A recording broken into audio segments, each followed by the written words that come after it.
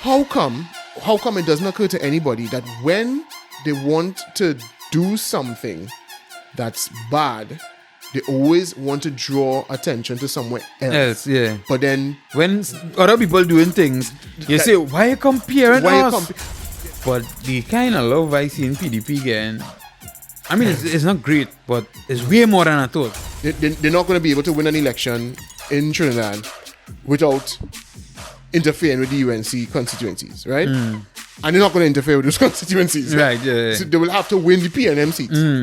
So they're not going to get into power on our vibes. They're not going to unseat, because to get into power, they have to unseat the PNM. They have to become the new PNM going up against the UNC because of the racial dynamic of the politics in Trinidad. So my point was, I don't think you could call it dependent on the government if what is extracted from the ground, I have some stake in it. Just now, before you go forward, the argument would be that we purchase fuel. We could leave the subsidy, but then we can't have no more gate. Right? I'm not saying that to do that, but what I'm saying is... I would say to do that. So all of this to say that we have not made any great efforts to diversify the economy. And it is because I think, in my opinion, we don't have any innovative ideas in politics in Trinidad and Tobago coming from any angle. Hey, welcome back. It's the Alternative Perspectives podcast, the app 868. Check for us on all your podcasting platforms and on YouTube as well if you want to see our beautiful faces. Yeah, you can check for us there. I'm Naldo. You know, wait till I wasn't drinking. Oh, shucks, hard luck. Try that again. Yeah, I'm Naldo. I'm Jude. Yeah. Right. Not drinking Jude. Yes. And, you know, for the people who looking forward to the giveaway, we're on 464. We reached there already? Yeah, subscribers. Good. So we just... It's climbing. Yeah, just 36 away. And I see how quickly it's growing. Yeah. So we're going to reach that 500 very soon where we're going to do the giveaway. Nice. So... look forward to that. And today we're going to jump into... I mean, we don't know if we should really be giving away anything in this day and time. You understand? Tough Just times. now, you know, somebody said, boy, don't give me no... I don't know AirPods, you know, or no AirPods, you know. Give my gas. Give my gas card. Yeah. Yeah. Give me gas. Purchase a gas card for me. Right? Yes. As most of you may have known, and for probably the ones outside who probably don't know, but they're going through their own battle.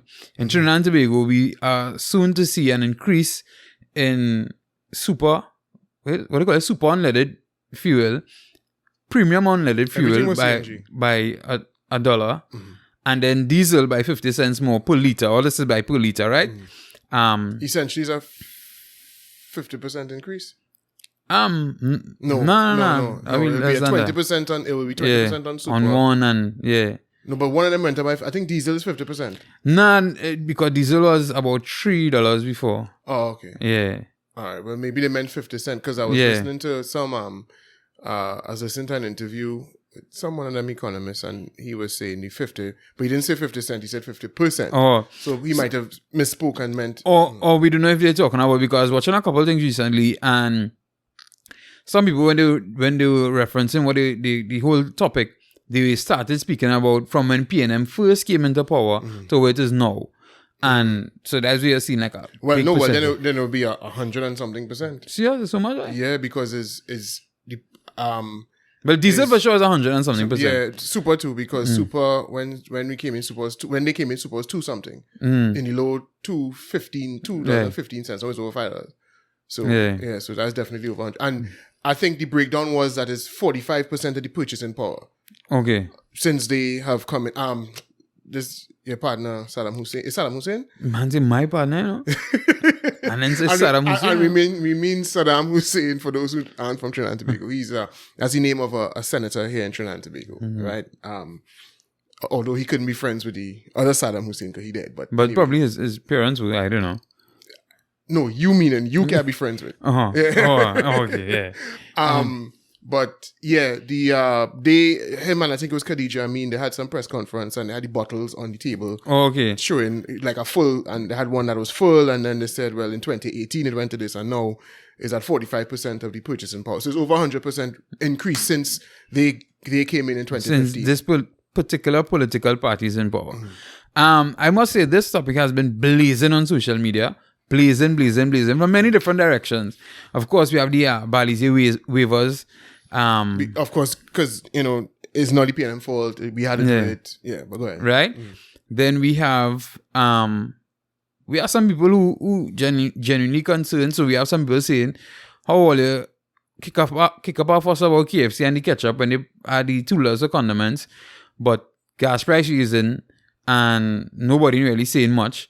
Somebody had an incredible point, and the point they were making is that the thing is with KFC, you could have easily called to boycott KFC because KFC is not necessarily a necessity, right? Yeah. Whereas gas, you could have shown your outrage towards KFC easily because you could just not purchase, either not purchase the condiments or just not purchase from KFC in general, right? But I wanted to add a little more to it. I think a big part of the reason is because some people don't want to bad talk the government. I think some people on social media don't want to voice their opinion against this because it makes them look bad, one, because they have been tooting a particular political line for so long, and they don't want to make the party look bad. And I mean, so I've gone on to see a lot of people talking about Trinidadians. They don't know, we just benefit from too much subsidies and whatever. Now, this is my take on it, and you could probably tell me if I'm wrong because obviously this is my perspective, right? And this is how I watch it from my perspective.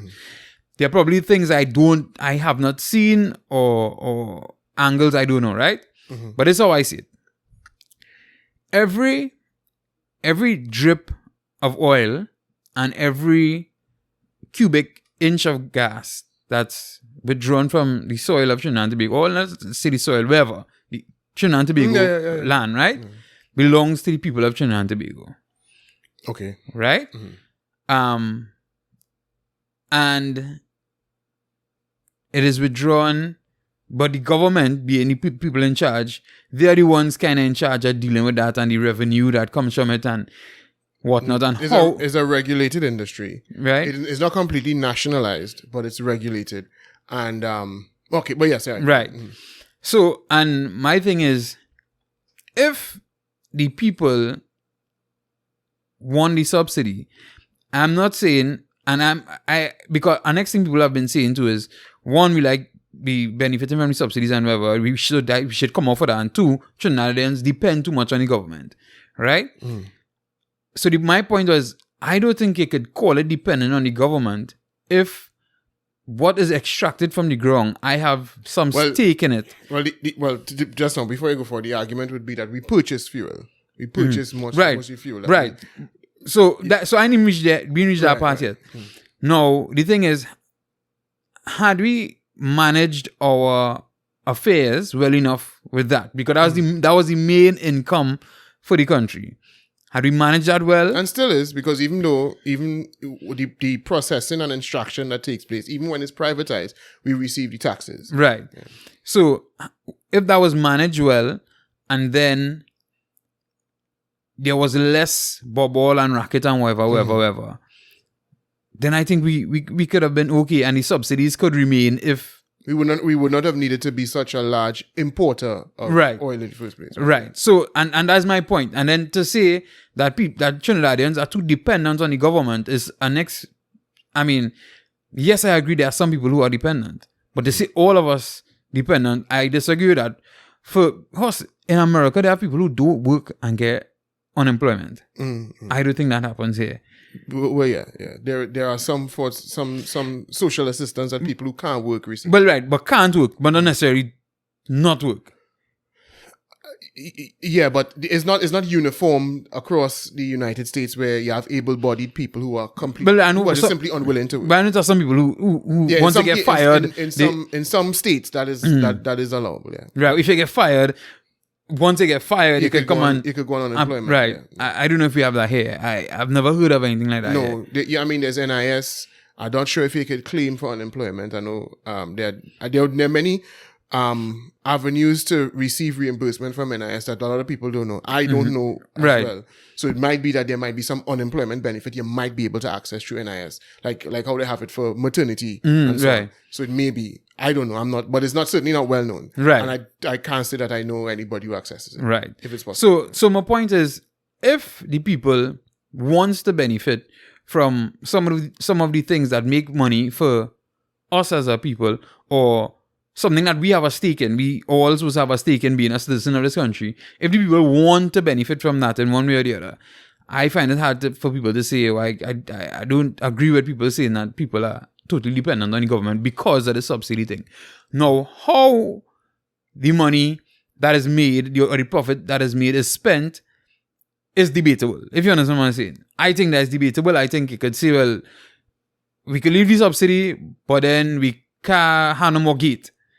Right? I'm not saying that to do that, but what I'm saying is, I would say to do that. I honestly haven't given it all that thought. Yeah, I think that's one of the programs that should be, and I don't think the cost is commensurate. So it may not be a 1-for-1. I think the amount we spend on the subsidy is way more than the amount we would spend on gate. But if it was, I would say yes, take away gate, keep the subsidy. Right. Yeah. So and that's my only point now. Where that, I mean, you can't really get vexed with people for wanting their little share of the pie to benefit them.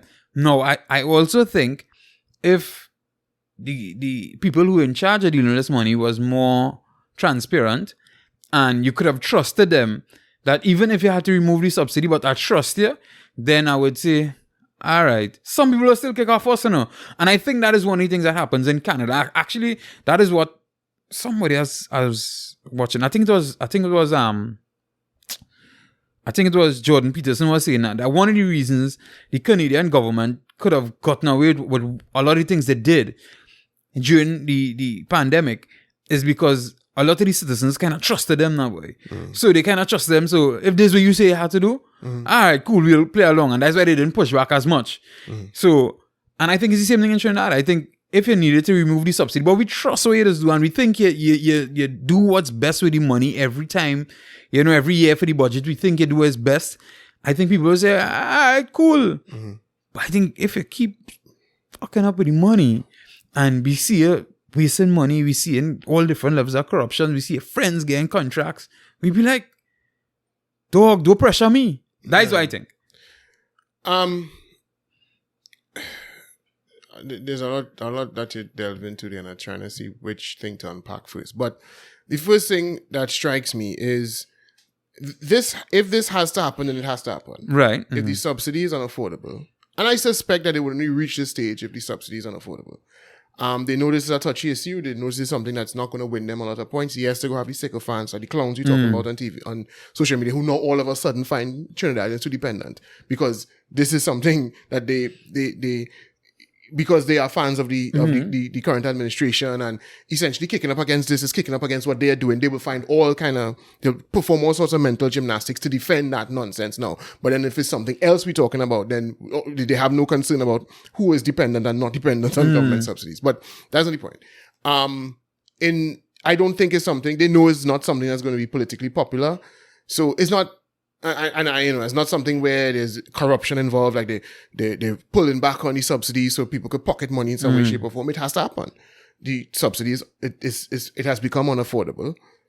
And if we don't rein it in, we quite simply can't operate, So to me, it's kind of a moot point whether we like it, not in favor or not.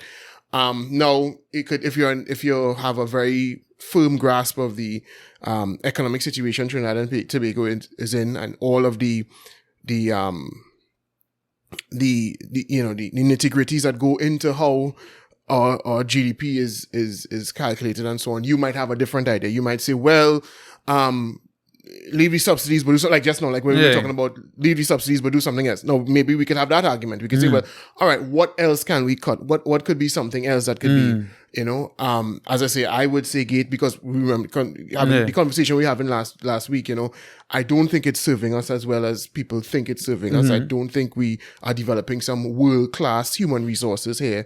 I think all we're doing is we're just kicking the can down the road for children getting into the world of work. They're just dilly-dallying, doing a bunch of other things. And these degrees aren't really worth that much anymore. And probably you might begin... Now, obviously, people go say, well, if it's unfair to the youth coming now because, the last bunch get to take advantage of it and get all kind of 5-6 degree when they didn't really need it, and that's unfair. But so is the subsidy being cut, you know what I mean? Because people who played no role in the mismanagement of the energy sector here in Trinidad and Tobago, are now having to pay the price. You understand? So we could have that discussion if there's something else we should cut or not. Or we could have the discussion that would we be in this scenario had the government handled COVID differently? Right? We may not be in some of the dire straits we are in right now with the economy if we had been a little bit more, I want to say, stoic. Some people might say sensible in the way that we attack the virus. So we can have that discussion. But we reach this point because it has to, we reach this point. Right, we reach it. And I agree. We reach this point because we reach this point. Yeah. So I agree with that. And something has to be done. Yes. And that's why I'm not. And there's no pain-free option. Right. Exactly. Right. But here's my major concern. And I think that's what I've been trying to tell people right through on social media. Yes, we reach this point because we reach this point and something has to be done. But if we don't fix the shit that is going on in the government year after year, it's only going to get worse. Yes. And if we keep reaching the point and we say, well, it had to be done, and it had to be done, and it had to be done, we're going to realize we're going to end up just... Because remember, there were the PNM had 5 years of operations prior to COVID. 5 years. They came in and met an economy that had been wobbled by changes in the energy industry worldwide. Right. They came in at a point in time when oil and gas prices had been shattered. Things that had nothing to do with them. Right. Things that were outside of the control. They couldn't control how much oil and gas the United States began to produce, which would have driven down the price because it would have increased supply. They didn't have any control over any of those things, right? But they met an economy that had begun to wobble because government revenue was under strain because the oil and gas wasn't what it used to be. And it could be said that the people who were there before would have been spending... They did a horrible job of managing that sector themselves, right? And not the sector on the whole, alone, but probably the country's finances on the whole. Well, I guess... With respect to diversification, because that's the argument would have been there was all this money coming in at one point in time up until maybe 2014 before the prices plunged. Government revenue was soaring. We were seeing nice times. Right. If they had taken that revenue and invested more heavily in diversification. I think, but even if they'd save it, we'd still be better off. Well, I mean, yes, but... Possibly. Well, yes, we would have been better. If it wasn't wasted, it would have been better. But, the argument will always be we didn't waste. We spent money. We did what we thought we needed to do. What we thought we needed to do. But one thing it didn't do for sure is you did not properly diversify the economy, right? Now, the argument they would have in their favor is that, and this is something economists always say, it's difficult to diversify when you have something that's performing so well. That's like, you're a mason, and mason work soaring. You're making $20,000, $30,000 a month with your mason work. When that money coming in is not the point in time you want to think about doing something else. You know what I mean? And no, I'm not anywhere close to economist. But when I used to throw parties and things, right, I decided to open up or start a business dealing with dogs. Right. Because I wanted to diversify. Because I always told people I didn't want to leave all my money in one basket. Right. Because if that was supposed to crash, right, I wanted to have, a next business in a whole different, industry, if you want to put it like that. So money could come in. Right. And I think if I could have figured out that, I mean, I didn't wait till the party money was dying down while I was making. Well, but it's one thing to say it, but it's another thing to, the reason, in other words, they always, why they make that case is because they always try to explain, because it's not just Trinidad and Tobago that has this problem. A lot of if you're trying to understand why it is so hard for countries to diversify when they have when money is just coming out of the ground. I understand what you're saying, but my thing is, how come or why they weren't making those decisions? Well, they were trying. They would say They would say we were putting money into agricultural sector, and we had, we were giving incentives for people to develop farmland, and they would say all those things were in place. So they would say, well, we were trying to develop the agricultural sector. But of course, when you're not really serious about it, you're just throwing money behind it. You're not serious about seeing that those alternative industries develop, because your money coming on the ground. You know what I mean? Money coming on the ground. Okay, so you'll have a program here and a program. They'll have Netco and IBIS and but is it really doing anything? Nobody knows. Now, where if the money dries up, all of a sudden you're gonna get real serious, or you should get real serious about developing them other industries now, because the other one is going away. So the old lot would have that excuse. They would say, well, money was coming on the ground. We didn't really wasn't really interested in. But this lot came in 2015 already seeing that the economy was wobbling. And they had 5 years. Right. So they had 5 years, right, before the pandemic. And you saw any great improvement in the management of the oil and gas sector, the energy sector? It looked like it got worse.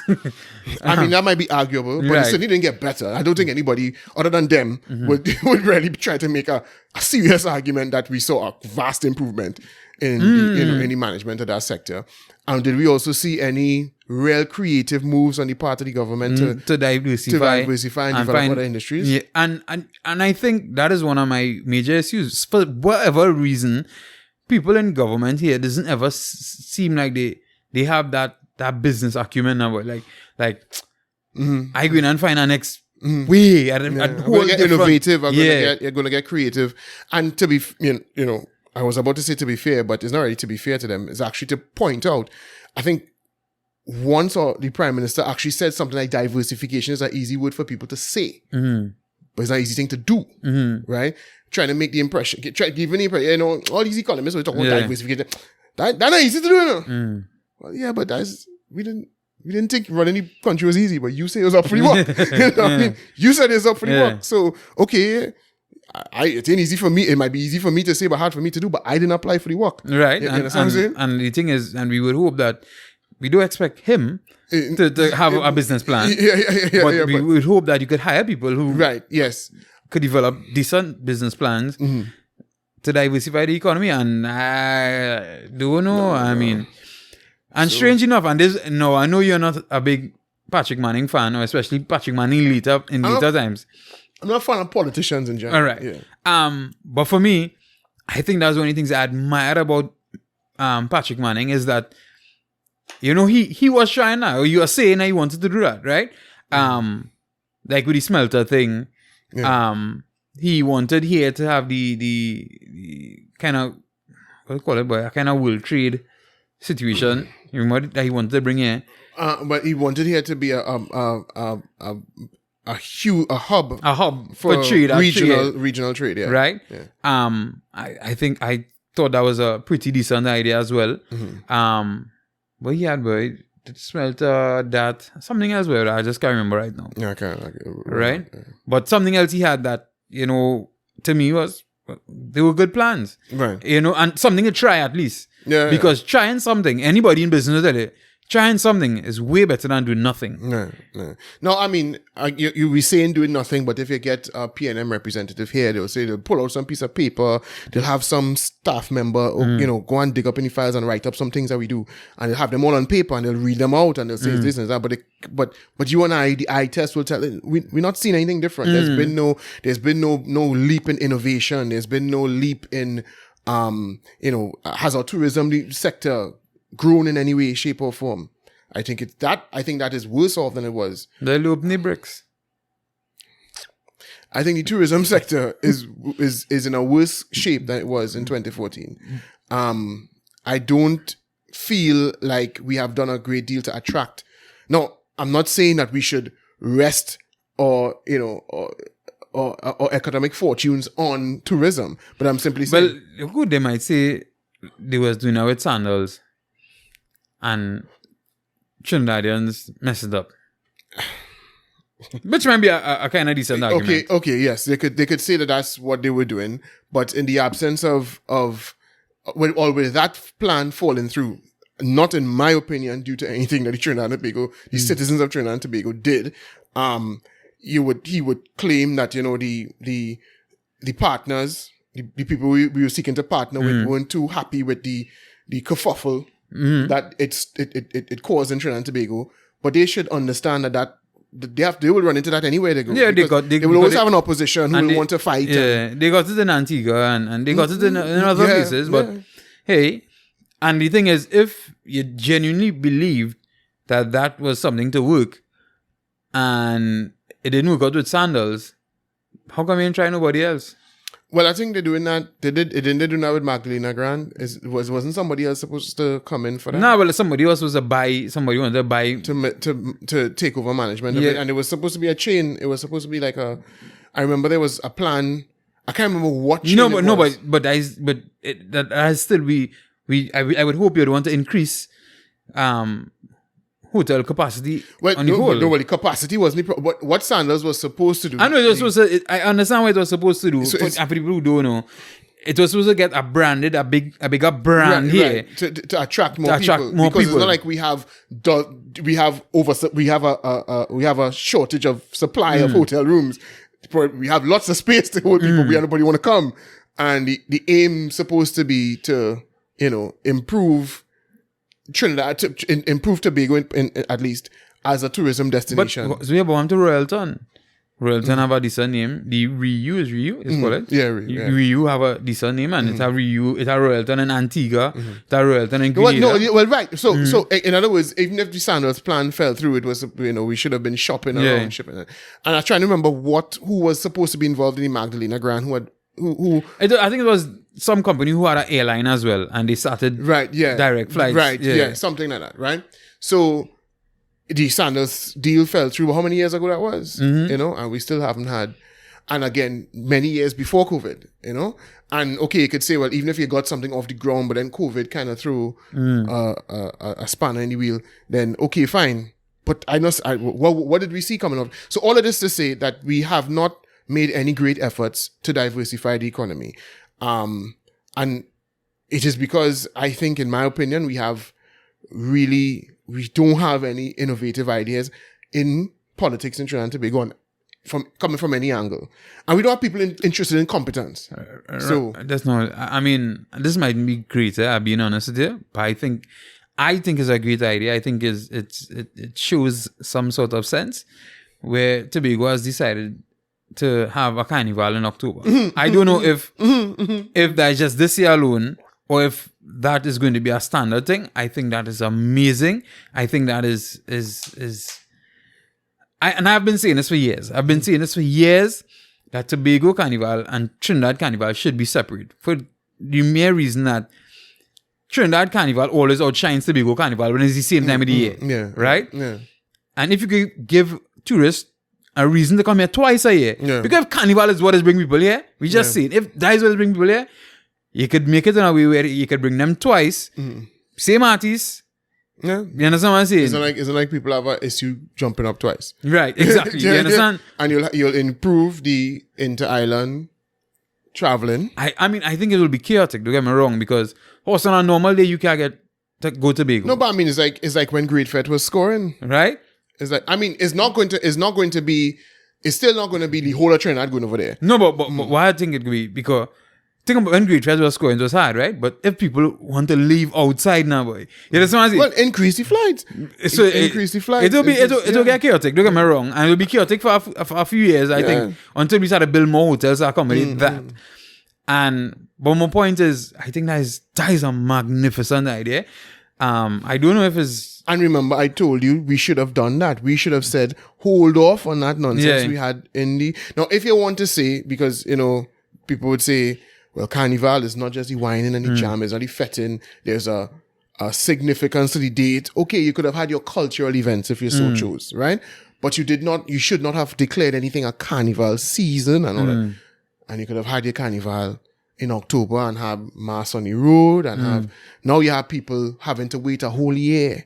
You feel Dinakin and them need a whole year to prepare to put some people to jump up on the road, a parade, a street parade, and Jules and them and who all the other promoters Well, I mean, needed. clearly, because you see what's going on now. Right, yeah, right. Look how fast Back in the Road was a thing and sell out, right? So why we couldn't do that? Sense what I tell you that. And you know, you're seeing positive things happening with the virus. And when I say positive things, signs that the pandemic may be on its way out. Why didn't you just say at this point, hey, you know what? And if it was the Kaisunians who wanted money, just send out checks. To make nobody come and perform in shows nobody want to see. Yeah, but then what about the man who had to build the scaffolding to make the pods? Well, that's what I'm saying, right? Well, I'm the heat. Yeah. Well, he could have get that in. No, he wouldn't have pods. They wouldn't have pods. Yeah, he wouldn't have pods. They wouldn't have pods. You know, much more scaffolding they had to rent to build pods. You understand what I'm saying? Yeah, they wouldn't have had pods, right? Nice, yeah. And it was, how much is it? 12 million? I'm pretty sure they were accusing. So, a legend. Yeah, that's study pods money. Right? Yeah, I forget that. Yeah. And I mean, that's a reality. So, I mean, I agree with you in terms of lack of innovation. I mean, I don't know who they need to talk to, who they need to sit down with to reach that point. Yeah. You know, but you need people who are driven by competence. You need new. And I mean, I know politics will always have its issues and there'll always be corruption and there'll always be nonsense involved. But I still feel if you got a few people who had but then again, look at what happened when we thought we had that with sport back in the old regime.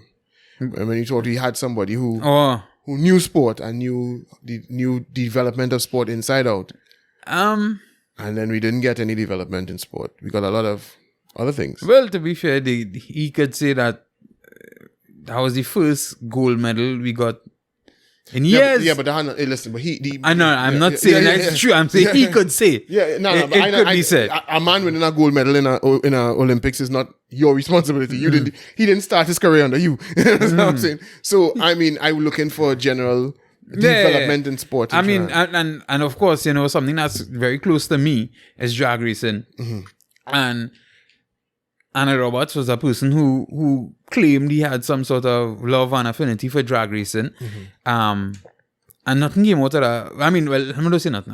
Don't be too unfair with that, right? Because to be fair, they got back Wallafield under the People Partnership, right? Yes, as established as a racetrack. A racetrack, right? To be fair.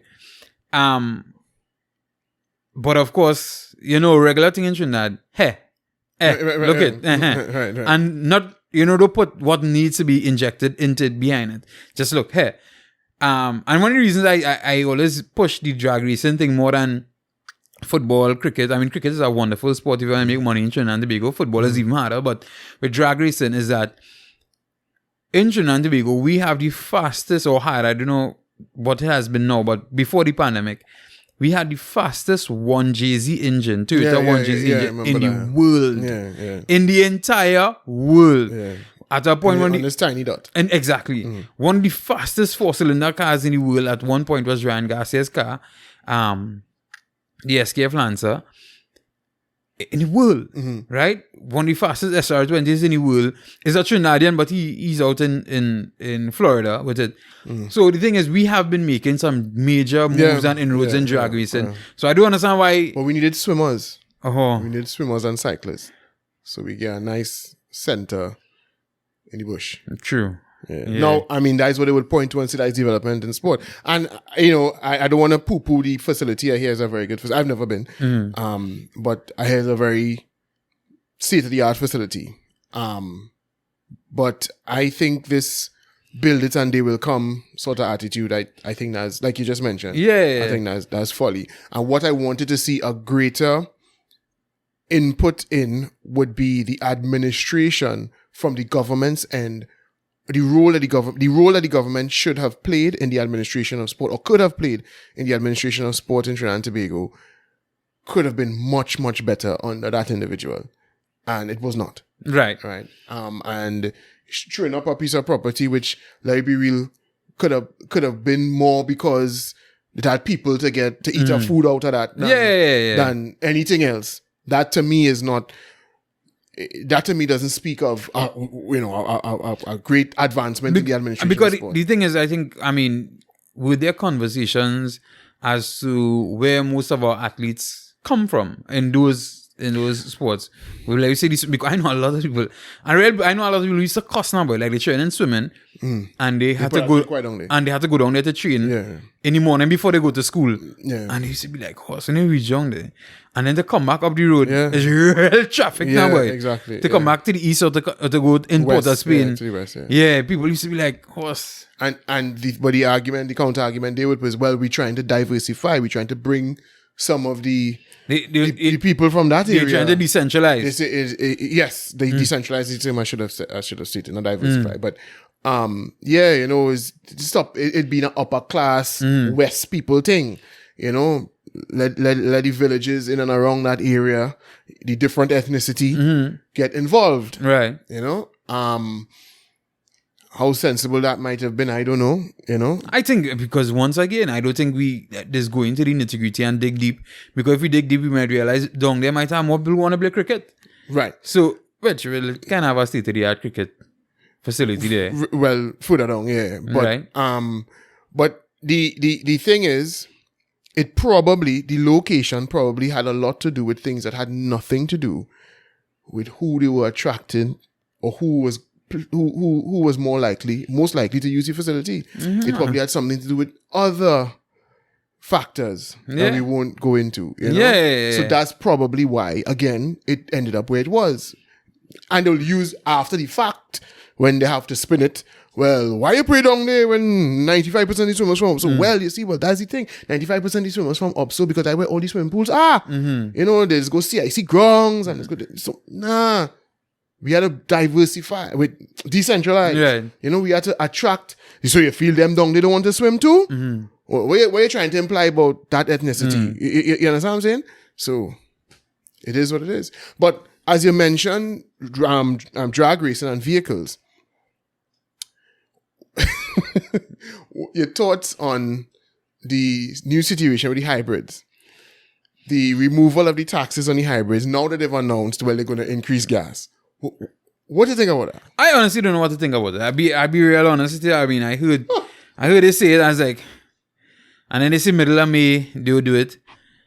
Somewhere around the middle of May, and I was like, okay. And then it's still 3-year-old cars, so I was like, them cars still gonna be expensive. And I'm like, this is real wild and confusing to me.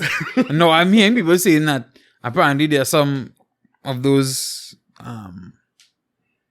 the dealerships, the brand new car dealerships who should now sort out in trying to procure hybrid vehicles outside it, and they now get any clearance to bring in as they want. Right. So they get the numbers that they want. Right. And this move was really to facilitate them. I don't know how true that is.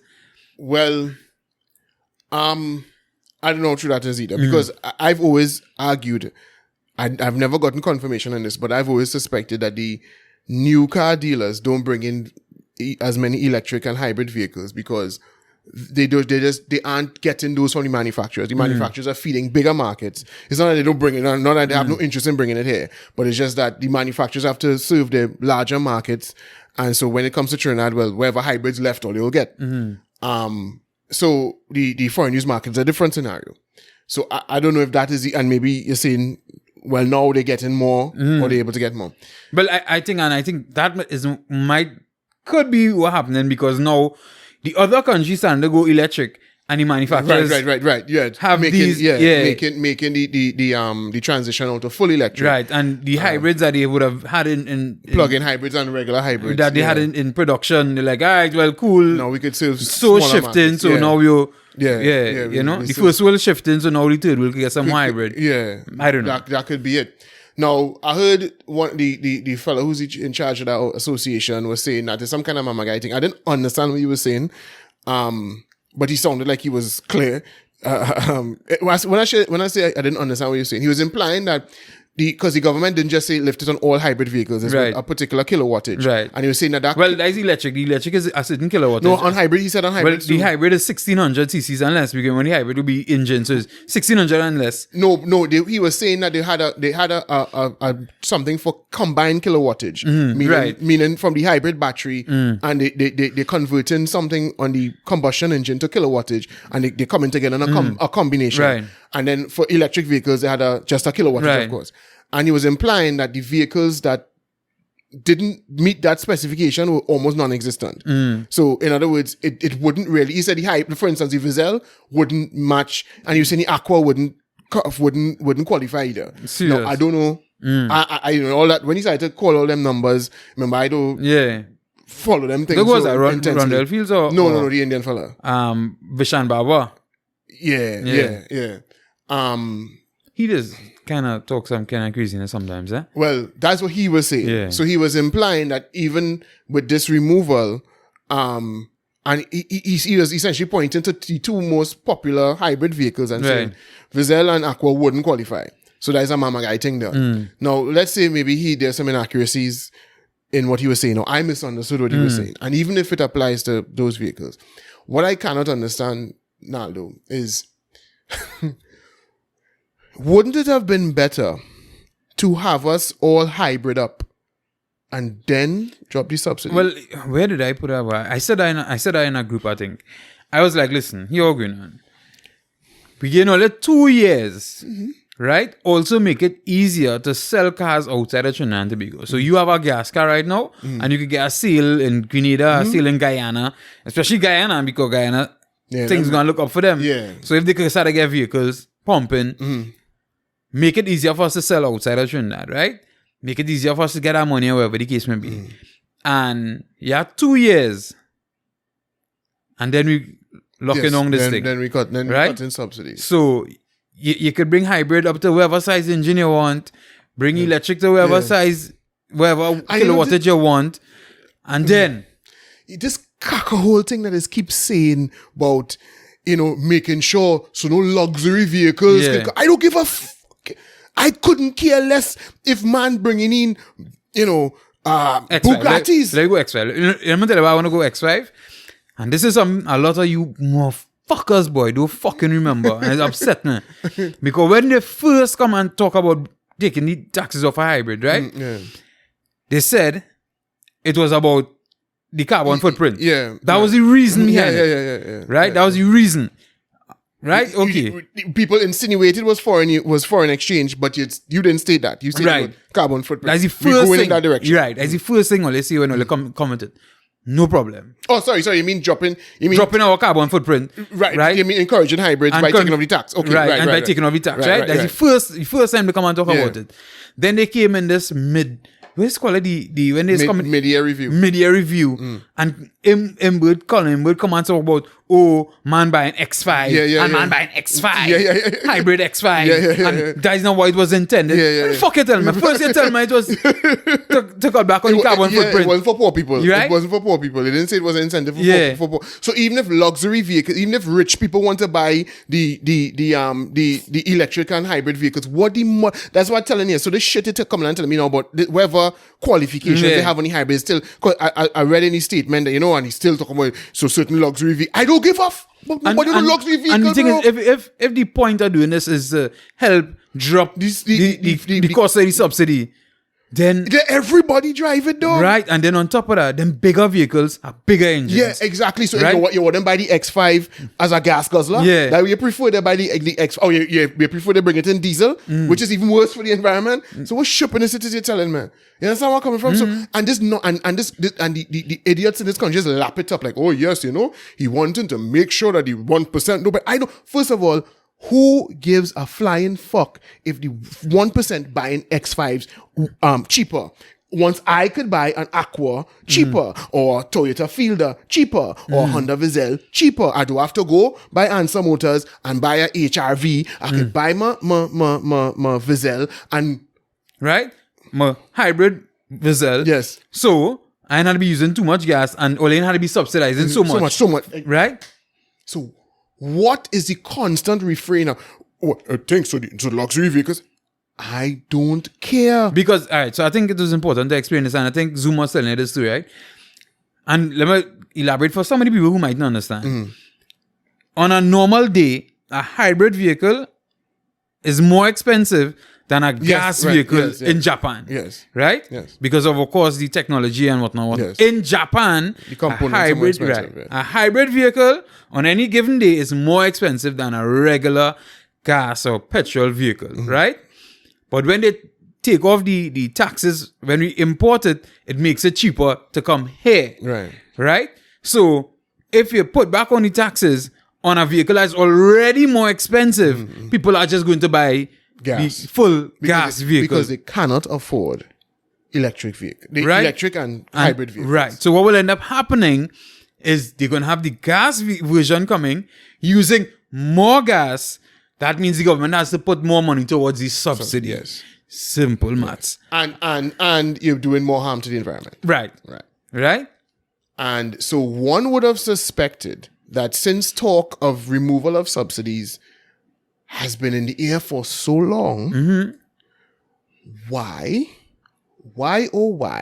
would you have removed the taxes only now to put it to come back to put back on the taxes only now to come and remove it after the subsidy? So in the past year, because how long that was in place for? Over a year, right? Was it's that all of 2021. Was that when the taxes came back on? Yeah. So because it's from the beginning of 2021 is when it became more expensive, right? Yeah. Right. So all of 2021 and what's going to be half of 2022, how many vehicles were purchased?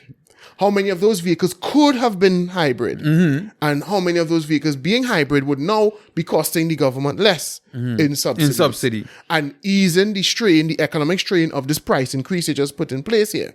Right? So and the next thing, why aren't government vehicles electric and hybrid? Why aren't they mandated? Why are you seeing so much judgment Prado? And I don't know if they have a hybrid or I think they have a plug-in hybrid Prado. They don't have a regular Prado. They have a plug-in hybrid, yeah. Right. And do how to be Prado? Yeah, right. Get something else. Yeah, exactly. You understand? Why are we seeing so many of these? But I was even saying now, but even the ministers, we can't force the ministers to buy hybrid vehicles, right? But you know what? If you care, if you care, you buy it. Because like in California, I think one of them state assemblies, they tell all of their assemblymen electric vehicles. They don't allow them, and they just give them like some tax break or subsidy or something like, in other words, because they are pushing the green thing. Right. So how the hell we go be up here pushing this green thing, and you coming to work in a Hummer? You know what I'm saying? So that can't work. And just in both had a Mustang. The other thing had a gas guzzling. A Mustang. Yeah. Right? Had they sell it? Well, I don't know. But I know at some point that's what they had. Yeah. That's what they have now. Yeah. But I mean, remember them just buy can and do what they want when they want. They live in their life, man. So we don't know.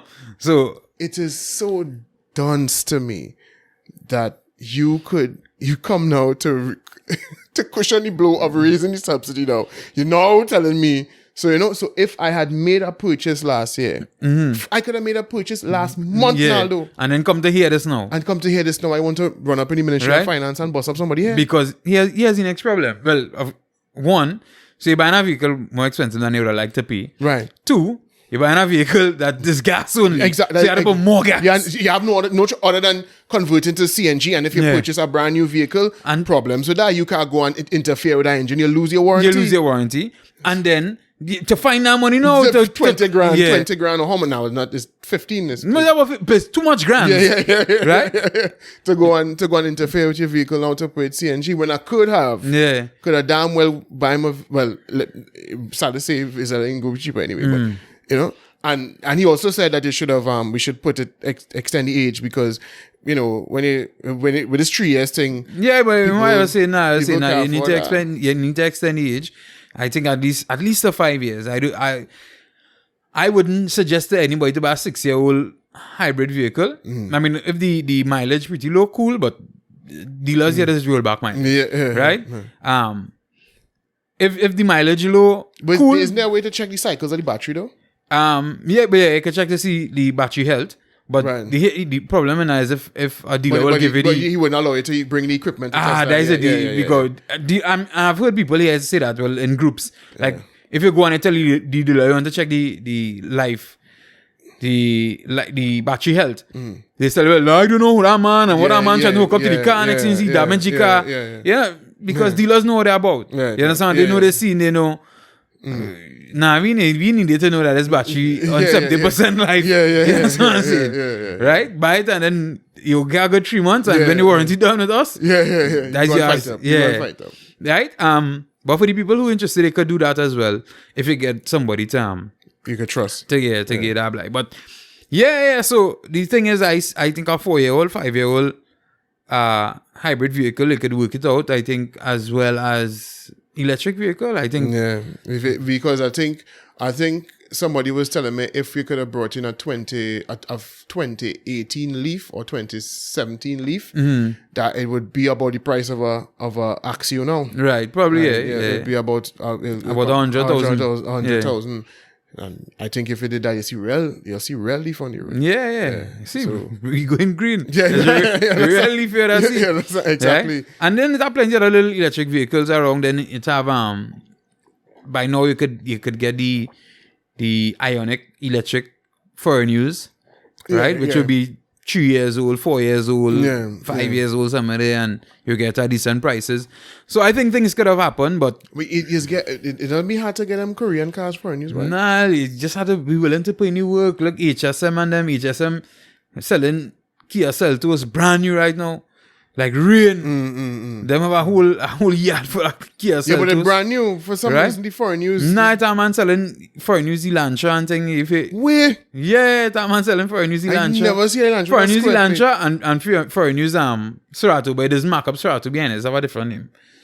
Shit. I forget the name, but it have a different name behind it. It's only the first time I see a Leaf, Vitara, they have a foreign use version of that hybrid one. That's the first time I see one of that. Because even Suzuki's a hard brand to get from. Nah, but it is not as easy as it's not for lazy people. Okay. You need to pick up yourself and go Japan. Or pick up yourself and go Korea. You need to do that. I mean dealer. But the dealer, not me and you, right? I mean we could do it too if you want that so bad. But as I said, that could never be cost effective for me, bro. You know what I mean? For one car. No. But the dealers need to pick up themselves and go out there and form the connection. But plenty people here want to go on SBT Japan. Right. You sign up as a dealer. Also, that is what it's called, ZSU. It's laziness. What is happening? You go on SBT Japan, you sign up for a dealer account, you pay out $1,000 US. Right. And SBT will kind of give you a kind of backdoor to the dealers. Right. And the average person could do that too. I have brought in my cars like that. I went on SBT Japan, didn't sign up as a dealer, but just buy from on the site and save significant amount of money. Right? $20,000-$30,000. They're just only allowed to bring in one every 3 now years. It's every 4 years. Right. Yeah. They changed that recently too. PNM changed that recently too. Right? So you can do that for yourself as well. And the next thing, you wouldn't be able to get a loan for the bank to give a loan. Right. For Yeah. Once you bring it in the vehicle on your own, the bank ain't one no part. The most you might get them to do if you can work out some of the bank decent enough is you can pay to have the vehicle, buy the vehicle and get it shipped here. And when the vehicle shipped here and they get the documents, you could probably try and go and work out some of the bank. But talk to them before you try it. I think we'll get into why I say that. I want to pop nobody. So but in to wrap up this gas subsidy to this thing, obviously it could be real pain. The prices of everything gonna go up. The Maxi Taxi Association already said that they meeting on this weekend here to make an announcement Monday. I remember them the Red Band Maxis went up by $2 but which we are confused. I'm real confused about that, but I don't know, because remember they went up because they weren't able to operate at full capacity, right? Cool. Now you're operating at full capacity, you didn't drop the price.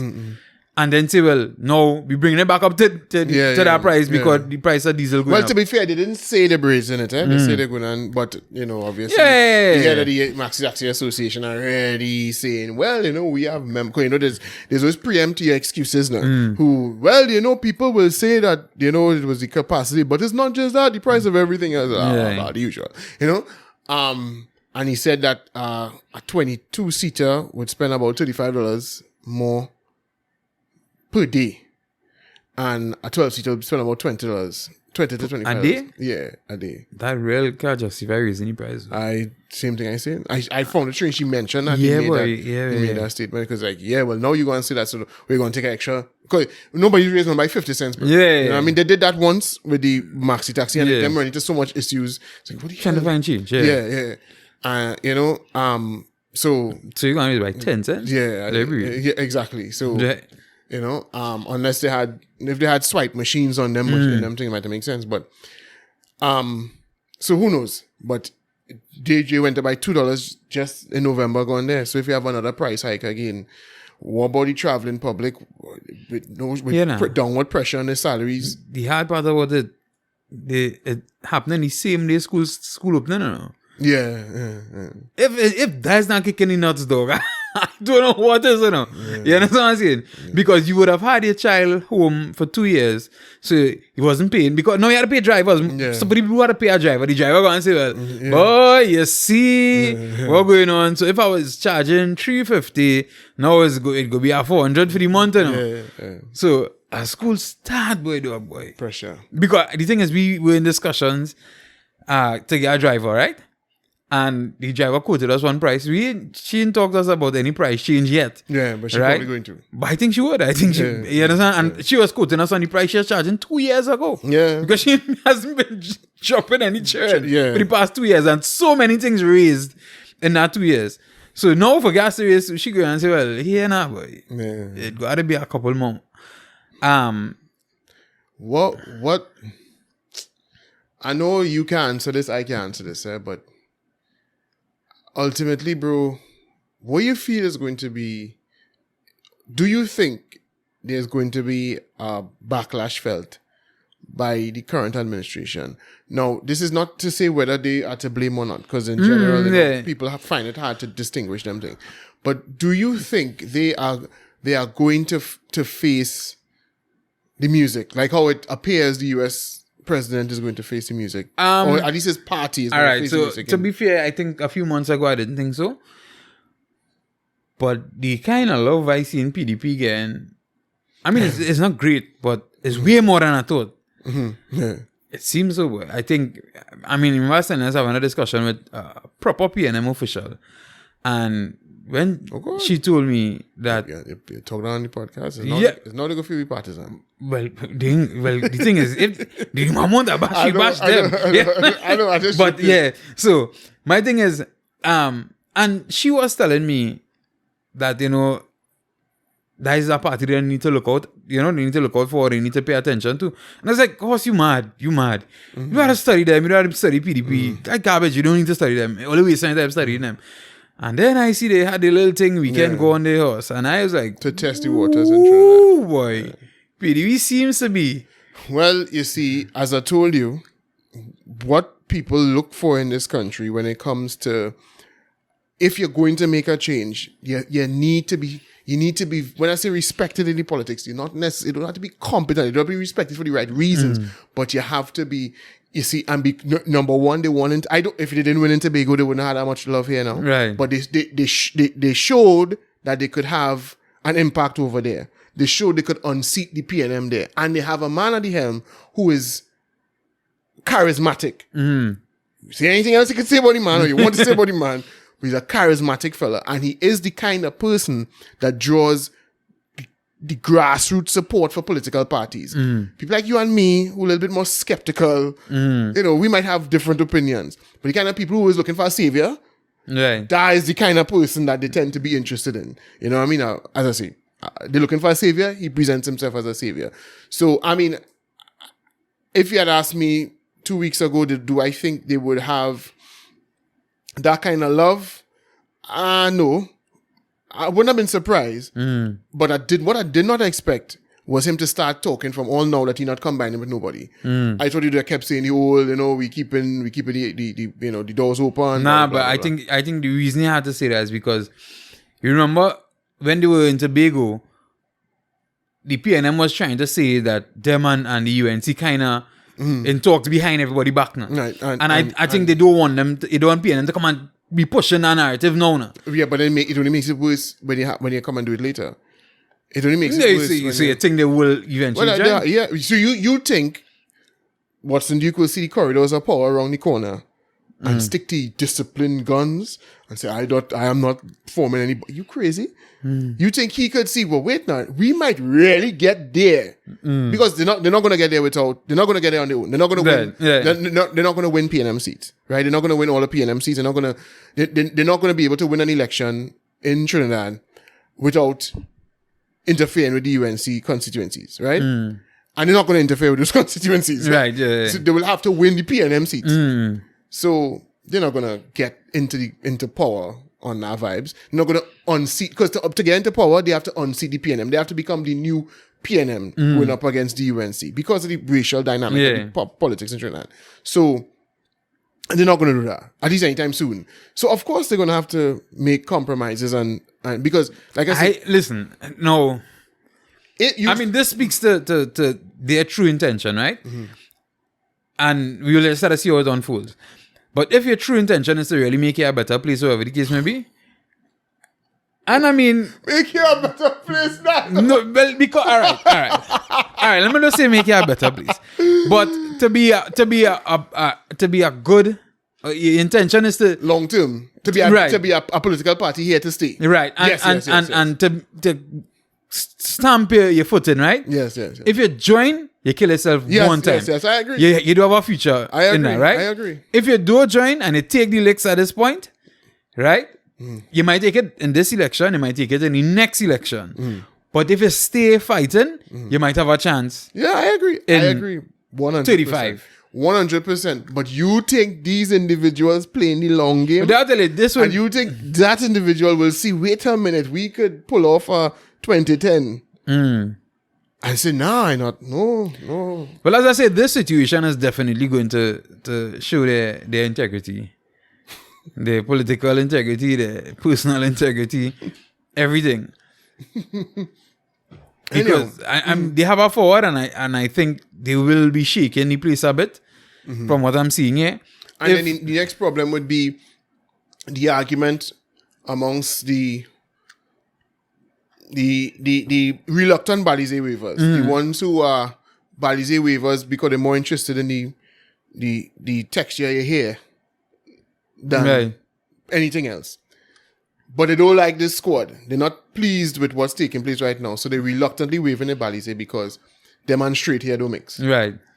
The argument would always be voting for them, the PDP that is only as a vote for the rising sun. Indirectly because they're not going to win. Yeah. And they're splitting the vote. You're splitting the vote.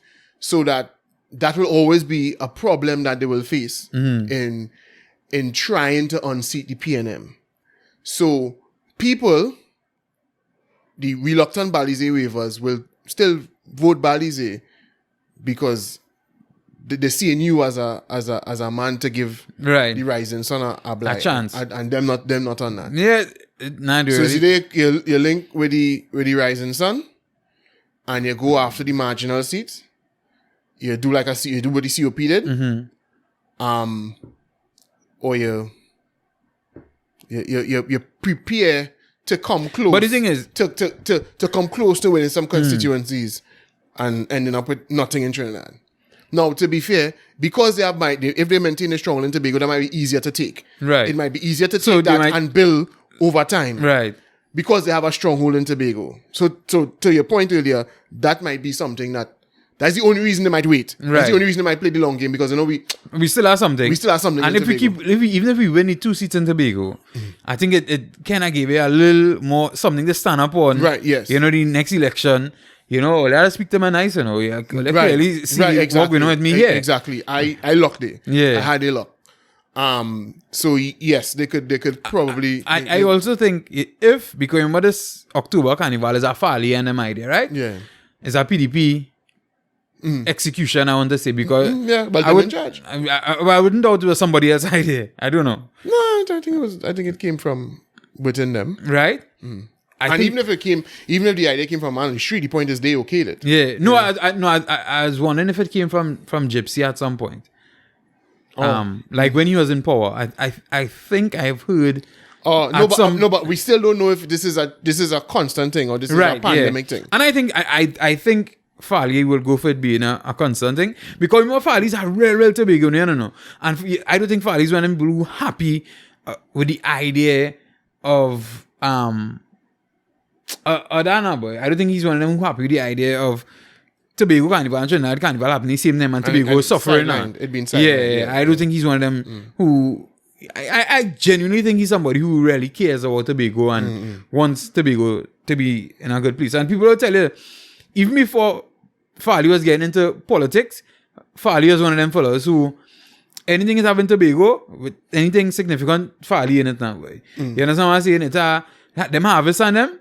Fali are wrong. Fali is a man, he's a limer, he's a grungs man, that kind of thing, right? Okay. So I think it will be something you would see. But I think if it does well this year, I think it will. Because if they had no mass in Trinidad, so you'll get Trinidadians who will go across there to play mass. No, the thing is, I hear it some back and I because here they in tribe and them know because apparently tribe offered to help. Yeah. So and them go, hey, pardon, bitch. Nah, yeah. And look at that. You know them small islands, but Barbados in particular, real upset with the kind of role that all these event experts in Trinidad playing in the carnival. So they go say, hey brother, no, let me not go through that now.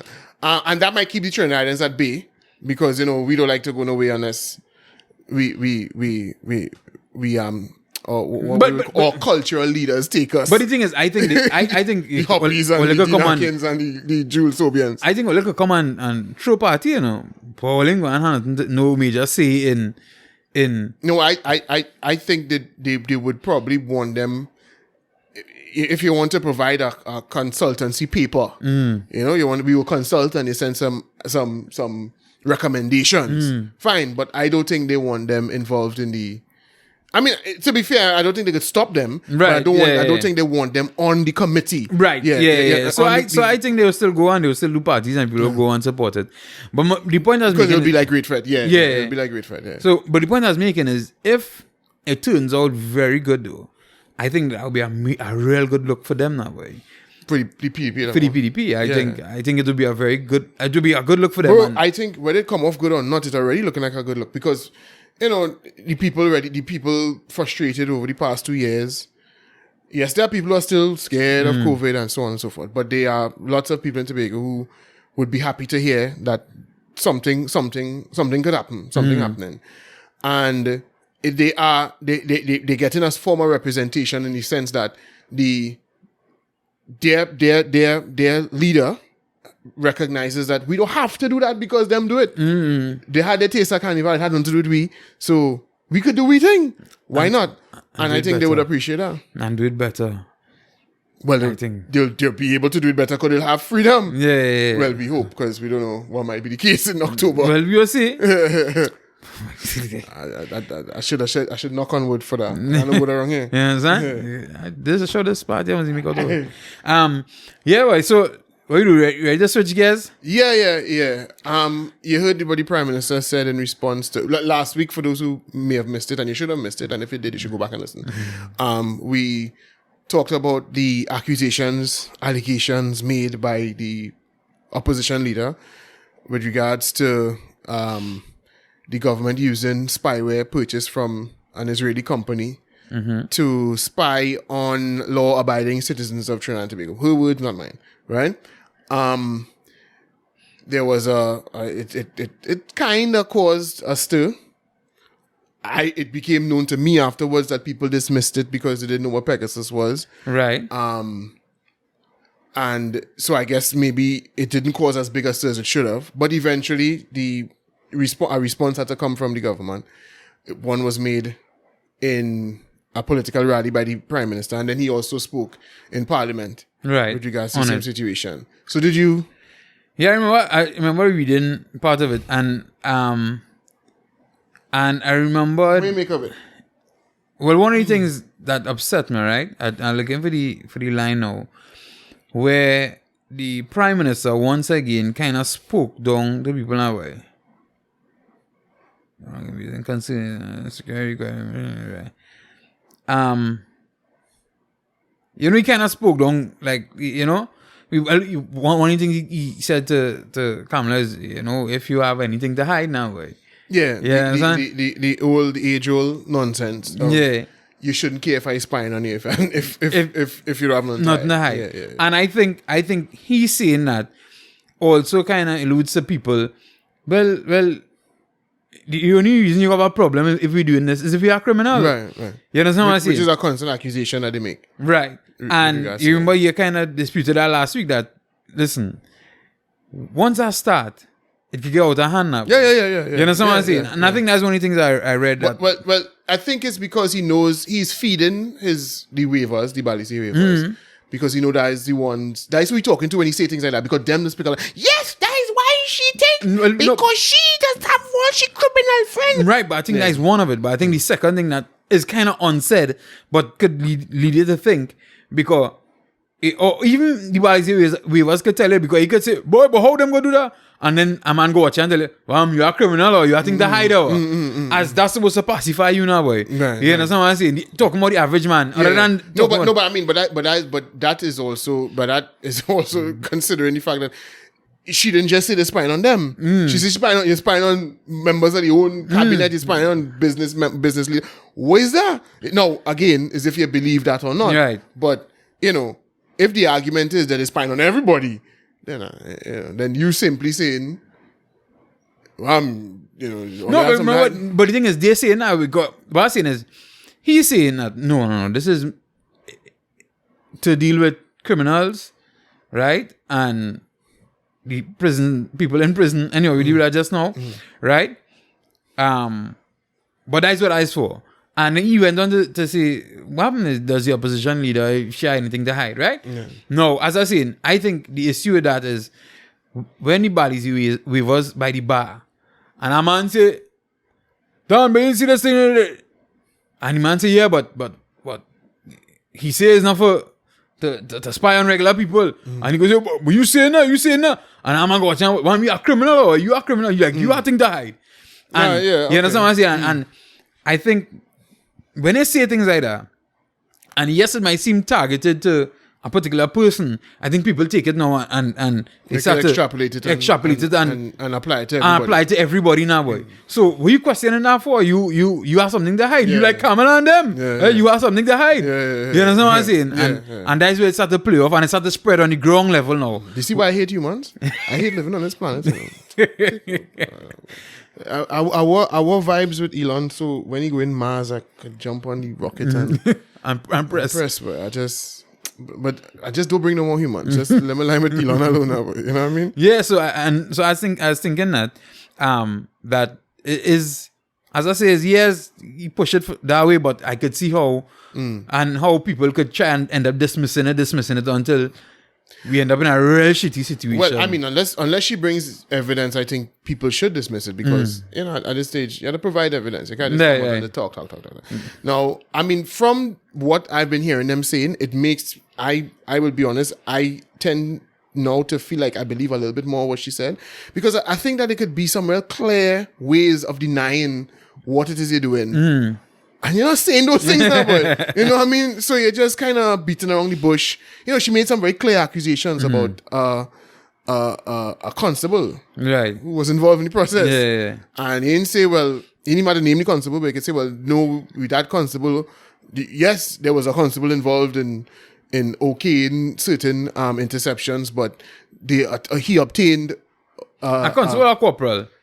I think it's a corporal. I think it's a constable, she said. No, I don't think it's a... But the point is, it's not somebody who's authorized under the Interception of Communications Act to spy on anybody, right?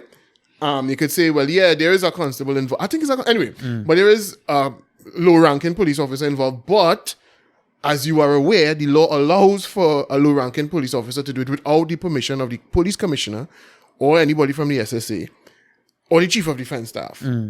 But in order to do that, they have to get a court order from the High Court. So the person did get. We are aware of no incident, no situation where any spying took place where either it wasn't okayed by the commissioner, blah blah blah blah blah, or a High Court order was obtained. But they're not saying that. They're saying that. So to me, it's starting to feel like you are just saying things. You're fighting a kind of superficial battle. You're fighting an optics battle here. No, you're not really trying to. You're not dismissing the claims. You're just having an optics battle so that the public could have a perception and we can move on. Right. So you cannot categorically say no, because the day they realize that something come out that is really unearthed, so. it could be right. Exactly. You don't want to look bad. So right now you're just having a kind of facile debate in the eyes of the public, essentially, just so you could. It's political theater now. Yeah, but there's real to that. Right, but what I'm saying is, is now for Kamala to bring evidence, and then it's no longer political theater. Right. So you don't have to identify who the whistleblower is, but you bring something saying, look, this and that and the other and the other. You say Faris Al-Rai was a victim. You say that out loud. So bring the evidence you have over there. You understand? So, and if she doesn't, then obviously it could go no further. Right. But what I found comical was that he said this he chose to identify this as the main use of the spyware, right? Which is to prevent interactions between prisoners and criminal elements on the outside. Right, yeah. Suggesting that we've had he said first thing he said was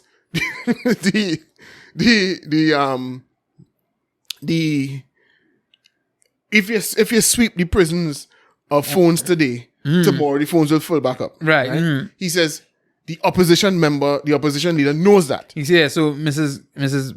Pasabi's sister wants to stay out of that. Leave it for the gang leaders, leave it for the prisoners. Right. No. That to me is tantamount to everybody had to wear mask in the car because you can't stop PH drivers. Mm-hmm. Why? How does the prison become flooded with phones? Why are we not solving that problem? And that is one of the battles I've been having recently with people. Why are we not solving that problem? Why? My thing is, I agree with you 100%. Why not solving that problem? And obviously, you as the Minister of National Security or the Prime Minister or I don't know if as the head of the National Security Council, if he could interject pertaining to that. But then only need to hire people to deal with that. You only need to hire investigators. There's a problem. Right? You only need to whatever it may be. Right? Because at the end of the day, look the other day when they had the list of prison officers that they were killing, and how much of them they ended up killing? About 5 over a period of time. Yeah. So that wasn't serious enough for you to try to stop it then? Or that wasn't serious enough? Well, they would say they've been using interception of communication. Up to now, I haven't heard a date as to when they purchased the spyware and when they started using it. But we're calling your partner again, Saddam Hussein, was, I don't know if it was in Parliament or if he did it in the press conference where he was challenging the whole argument about using it for the prisons. And he was saying that when the Interception of Communications Act was passed, one of the stipulations was that the government is supposed to account for how they use it. Right. Who they intercept and when. And he said since 2017 they haven't presented. So every year they're supposed to lay a report saying how many times have been intercepted. I can't remember the numbers now, but it was like about 700,000 interceptions between 2016 and 2016 and 2017. There are 200 and something thousand interceptions. Since then they haven't reported. So no 2018, no 2019, no 2020, no 2021. No, there's been no oversight of how they've been going about spying on people. And of those 200 something interceptions, it led to 7 arrests and 0 convictions. Wow.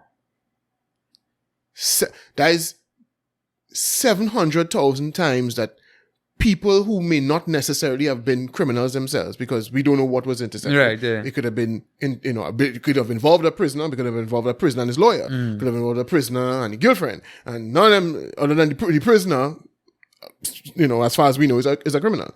So that's 700,000 times that somebody could have been exposed, who could have had their privacy breached, right? The right to privacy breached. Yes, allowable under the act or whatever. But the point is, that 700 times you could have been subjected to that 700,000 times, and that none of that information, none of those interceptions led to one single conviction. So should that be in place? Should that be in place? We really do. Should that be in place? You understand? Because the prisoners have rights too, and it's all okay. The understanding in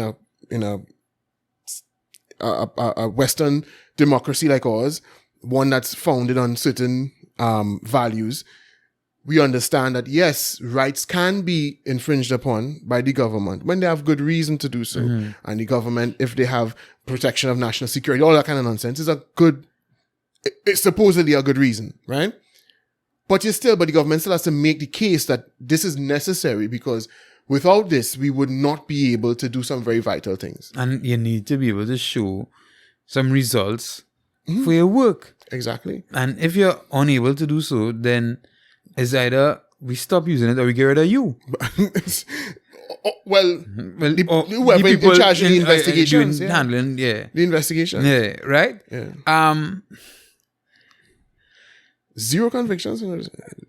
So 7 arrests. My thing is, they're saying if you clean out the prison one day, and you still have phone. Right. So is it that when the new phones go in, you're tapping them? Or they letting them go in? I'm trying to figure out. It had to be that. And the next thing is, as far as I'm aware, if it is, that's what, because he is saying this is what Pegasus is used for, right? So we're assuming that Pegasus is being used in the prisons.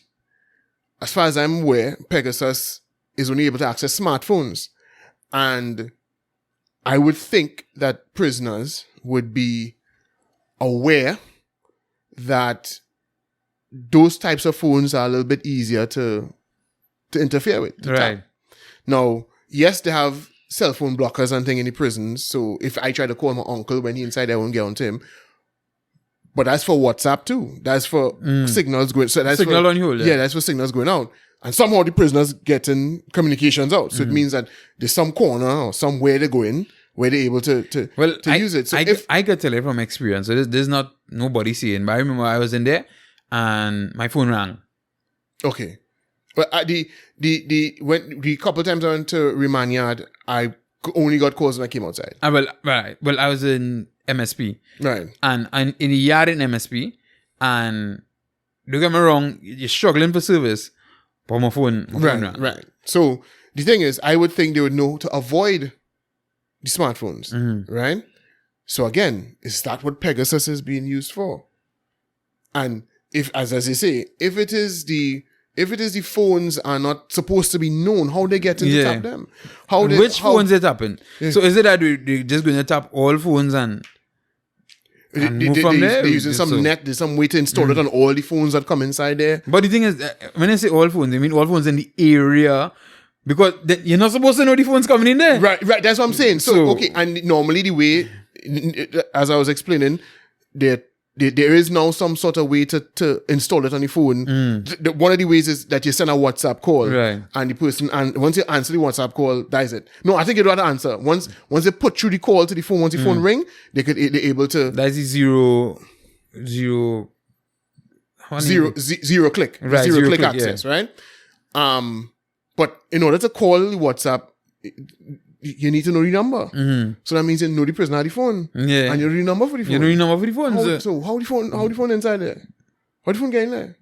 Yeah. So what is you doing? I confused. So is it that the government is sending any phones inside? I'm lost. I'm absolutely Or is lost. it that when men get the phone on the inside, is call people from the government and hey boy, there's a phone number this week, boy. So you got healed, man, right? Yeah. Or like I set up the Pegasus on this number again, this number this week. Exactly. And I mean, if you could intercept instances of people planning these things, I think conspiracy to commit murder is still a crime in Trinidad. So even if you intercept it before they're able to execute, why we not seeing more convictions? For conspiracy. For conspiracy. So, again, if you say this is what it's being used for, then show us the results. Well, they were saying that time. They were saying that. You understand what I'm saying? Do you feel as if we have been making inroads in gang-related murders, which is say the majority of those hits are being put out from in prison? You feel like you're seeing real reduction in that taking place? No, you ain't me about people in prison getting pulled up for a murder that's committed on the outside. Right, yeah. You know what I'm saying? No, you can say that might make news, but you now have to bring it to the public. And to justify. And you should have done that when he was in. You could have come prepared on that day. Or you tell him about Pegasus and you think how he's spying. And listen, this is what on so occasion the use of the software led to the arrest and charging of this prisoner. Do I have to name his name or whatever? Yeah. You know what I mean? Of 15, 20, 20 prisoners for conspiracy to commit murder using evidence that we unearthed using, you know, I don't know how much that Pegasus thing this cost, right? Well, there's only sales to governments. Yeah, I know, but like, but I say, not for me. But, right? I know you know.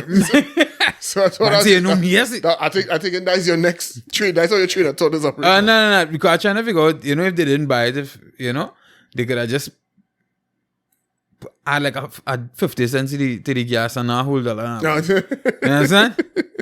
I think it will cost in the millions of US, not you know. What they say right now, they say they say about 800 million is the subsidy. Yeah. No, the Pegasus wouldn't. I really doubt it will cost anywhere near that. I just, you know, I couldn't figure out mass here, but I would suspect it would be in the either if it's in the tens, it's the low tens of millions, but probably less than 10 million US. See, all I right. would think, yeah. If I know I selling it to governments, I charging by dog boy. You understand? Yeah, Well, small governments who come wrong here to buy my thing. If I can't buy my thing, forget all it.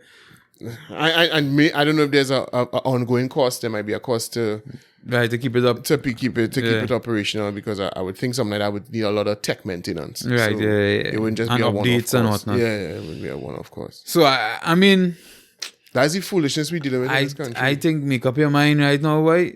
Because here's my issue, right? You're not going to give a robot to deal with this. You're going to give a person who could be corrupted, right? And or who might have some vice. It's good, but hey boy, let me check my ex and see. You understand what I'm saying? What conversation she's be having with your new man? Yeah. You understand? Or whatever. You think that wouldn't happen? Yeah, I think that will happen. I think. Yeah. Depending on how loosely And then- this thing being managed. And then if it's a one man army you're talking about, who holding him accountable continuously. Yeah. And so that's why, and I mean, now, to be fair to the government, they would say that's not what's taking place. But then I don't think they've been as clear in the As to what taking place. in the rebuffing of the idea. And to be fair to them, it is the opposition not making it clear how she know any of this either. The opposition leader not making it clear. So this is clown world we live in here. And we could criticize the PNM all we want for, you know, the kind of what might sound like a lackluster justification. But then you had to look at the next side and say, well, this is where you supposed to come and jam them. So when Saddam Hussein talking in his press conference or wherever he was talking, challenging the government, he's supposed to say, no, bro, I have this piece of paper here with a signed confession from the whistleblower. We can't name him, we can't name her, whatever. You know, we have evidence, we have emails with instructions being. Well, boy, you know, And if you don't have that, we're talking for. a regular thing. Anyway, that something like this I want to discuss with you. We'll put it out just real quick, right? In this conversation, as we talk about this. You remember, the other day we were speaking off camera, off podcast, about the different parties making allegations against other parties. You understand? And you know what I'm saying? But so come you don't ever hear nothing else about it now. And as you're saying, well, because at the end of the day, that's just allegations and nobody could move on the allegations. Right, yeah. So that is, and that could be just a matter of again, allegations and you have nothing to support and you just making this allegation to while people for people to talk. Right, exactly. Right? Nobody could go and investigate it. Yeah. No, they need actionable evidence to go and launch an investigation. You need to send, if you want to prepare a file and send it to the DPP or prepare a file and send it to the commissioner of police or whomever. Well, the commissioner of police first, because if you want to try and initiate an investigation, that's what you do. So you put together a file that would possess all of the information and the evidence, if you have it.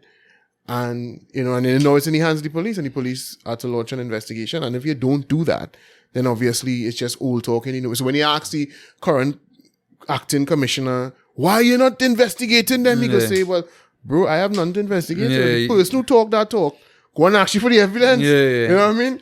And this is, as I say, this is the clown world that we live in, where this is something very serious, and the people of Trinidad and Tobago should demand that we get to the bottom of demand from everybody.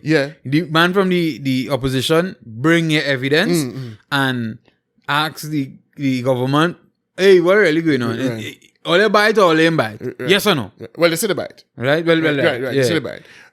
They could, but to be fair to the government, they would say, well, listen, we don't really have to rebut any allegations that she has made, because I telling you, she talking ass talk, and until she bring any evidence, is ass talk she talking. Yeah. You know what I mean? And then the thing is, even if you find out that everybody was checking out something with Jude, the government could safely say, well, the only way we could know if he's not criminal is somebody tell us something. So we're checking it.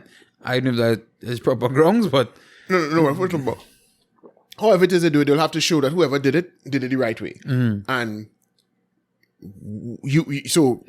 okay, so let's say that this, we're going back on me now. But let's say we find out they was checking on me. Whomever allowed that would have to present a file and say, well, this is why it was allowed. Hey, but I really feel down you, boy. When they kick down your door, dog? Yes. Yeah, we're going to talk about this now. No, you want to talk about it, Okay, you know? We just right, when they kick down your door, they kick down your door. Yes, they did. Them real funny boy. No, it will sound to people like it's for real, but yes, I was visited, unfortunately, by police officers. That nothing to do with spying on me, bro.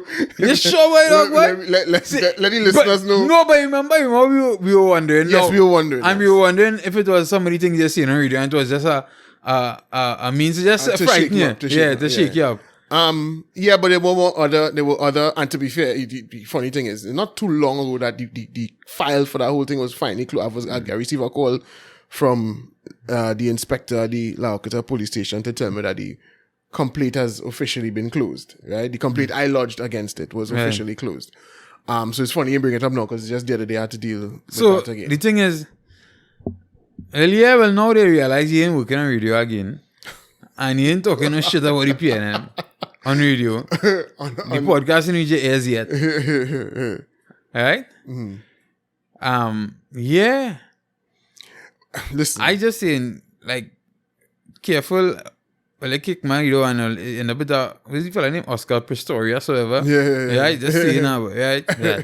Careful. But anybody would have spy on if the person has no criminal record of any sort, then they will have to justify why that was done. And I mean, to be fair, now we're talking, I mean, I wish to find out that happened to me because I would sue and make some nice money. But you remember we were talking about this and I was telling them that in a group the other day. Yeah, that is if you're going through the full legal issue. But if... I would. Why No, would we know we're talking about that. We're talking about them. If they're spying, not necessarily to bring a case against you, but to tie up certain things for you. You understand what I'm saying? No, I'm not saying, but you were saying if that comes to like, they could just say, well, you were X or Y. Yeah. When the car dead, But they can't just do that because anybody who did, and you will have to justify. But they tell like Jeff Bezos, they'll say somebody you call and end up linking with you because we are investigating somebody else. Well, boy, who you know, and however it began. You have to show the paper trail. You have to show whoever it is.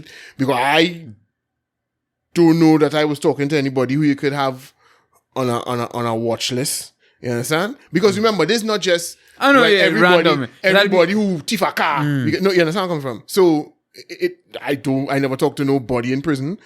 But I must spin it for you. Yeah.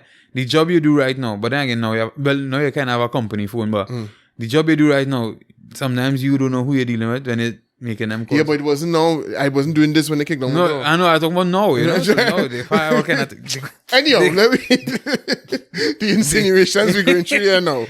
But to wrap it up, it's just there's a clung world we living in because there's a very, very serious thing that the people of Trinidad and Tobago should be satisfied that we get to the bottom of. Nah, we are gas prices to talk about. So you feel they do that? You feel they try any mix to distract from that? Nah, I think they know Trinidadians ship it enough. They rather beat up over that. I know. Yeah, I mean, I think the PNM, like we used to say the UNC think everybody ship it. Yeah. I think PNM know everybody ship it. You understand? Yes, that's true. The UNC think the UNC believes that I think what the problem with the UNC is that the UNC overestimates their power over the people. They don't understand this PNM country. Yes, they have their constituencies. UNC, that is. The UNC has their constituencies. But this is PNM country. We just go away from the PNM when we get vexed and when they overdo it. And we might take a blight, take a choke here and a choke there. But it's PNM country. You can't come here and play mad. PNM could come here and play mad. You can't come here and play. Well, boy, we go do what we want. But once we paint a little wall here and we build some box train here and we build a highway to nowhere there, right? They will come back right. Yeah, I think when PNM lose power, they sit down and say, watch all the bitches, they will come back. All right. Because these numbskulls here, they feel that people real dotish now. They can do whatever they want, but just once they send out people, once they give people $400 on a yellow jersey to come out and walk along the road, they go vote for we now, boy. Once we go by the and that's why they keep getting duped in these groundsmen areas where they feel like making inroads and they feel, we blinking with the community leaders and them fellas that kill people that grew up with, boy.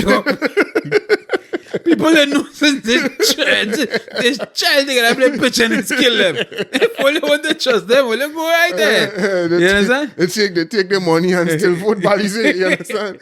So that is why, because they overestimate they don't understand that they just borrow power, and if you want to keep it, you have to operate proper. You understand? You can't be on shit. I didn't think proper, boy. I think a lot of times Trinidadians have an issue with everything that way. Nah. If they weren't as blatantly corrupt as they were between 2010 and 20, they would have won that next election. That next election. Because I mean, they were almost there. It was close. I remember they were almost at a point in time. It wasn't looking good for the Balize, you know. So even with all the jackassness that they did, and how sour the sentiment towards them was before the election, they still nearly won. If they had simply pardoned themselves and not make a spectacle of themselves while they were in leadership, they would still be there. Well, maybe not now, but they would have won in 2015. Being real hopeful. I don't know how long they could have kept their strippiness at bay. But had they but what I would admit though, a lot of people have admitted that they regret voting PNM in 2015 though. Bringing them in. I'll plenty at 2020, not 2015. Well, I mean a lot in 20, but a lot in 2020 too. But I think I talk about the people who felt like it had way more money circulating, and then when PNM came in power in 2015, well, that is groundsmen. That is men who, when I say groundsmen, that is the people who just depend on who get voting so they can get work. Well, right. So those people contract. A lot of those people are like, nah, boy, we should really go back with UNC.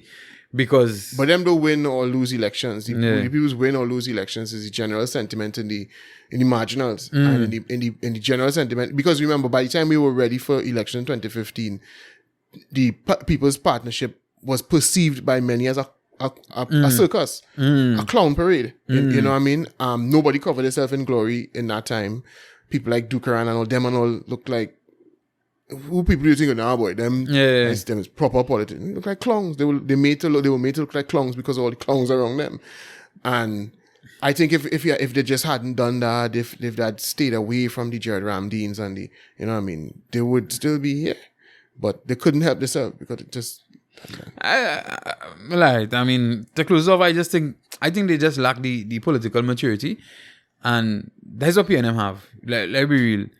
PNM know how to keep their circus in order. I don't even feel so. I think this incarnation of the PNM don't even have that. Yeah, it look like shaky. Yeah, this one. This wrong. To be fair, they look like, but it still don't end up as bad. Well, I think because they generally have there's the default party, so they have to sink real low for people to start to look at them that way. It's kind of like whoever comes after Trump. Trump was such a divisive figure, and he spoke in such a buffoonish manner. Although a lot of things he did wasn't buffoonish, or necessarily stupid, but he spoke in a buffoonish manner. So that is why I could still even have people now who, despite the fact that the United States is almost is almost falling apart, literally. They could still see people like, well, yeah, it was better than last clown. Because he behaved in such a way, because remember, everything is perception, not fact. It's about, you just behave like such a clown. And I have such a perception. Now, look at Joe Biden. Does Joe Biden exude competence to you? No. Of course not. You know what I mean?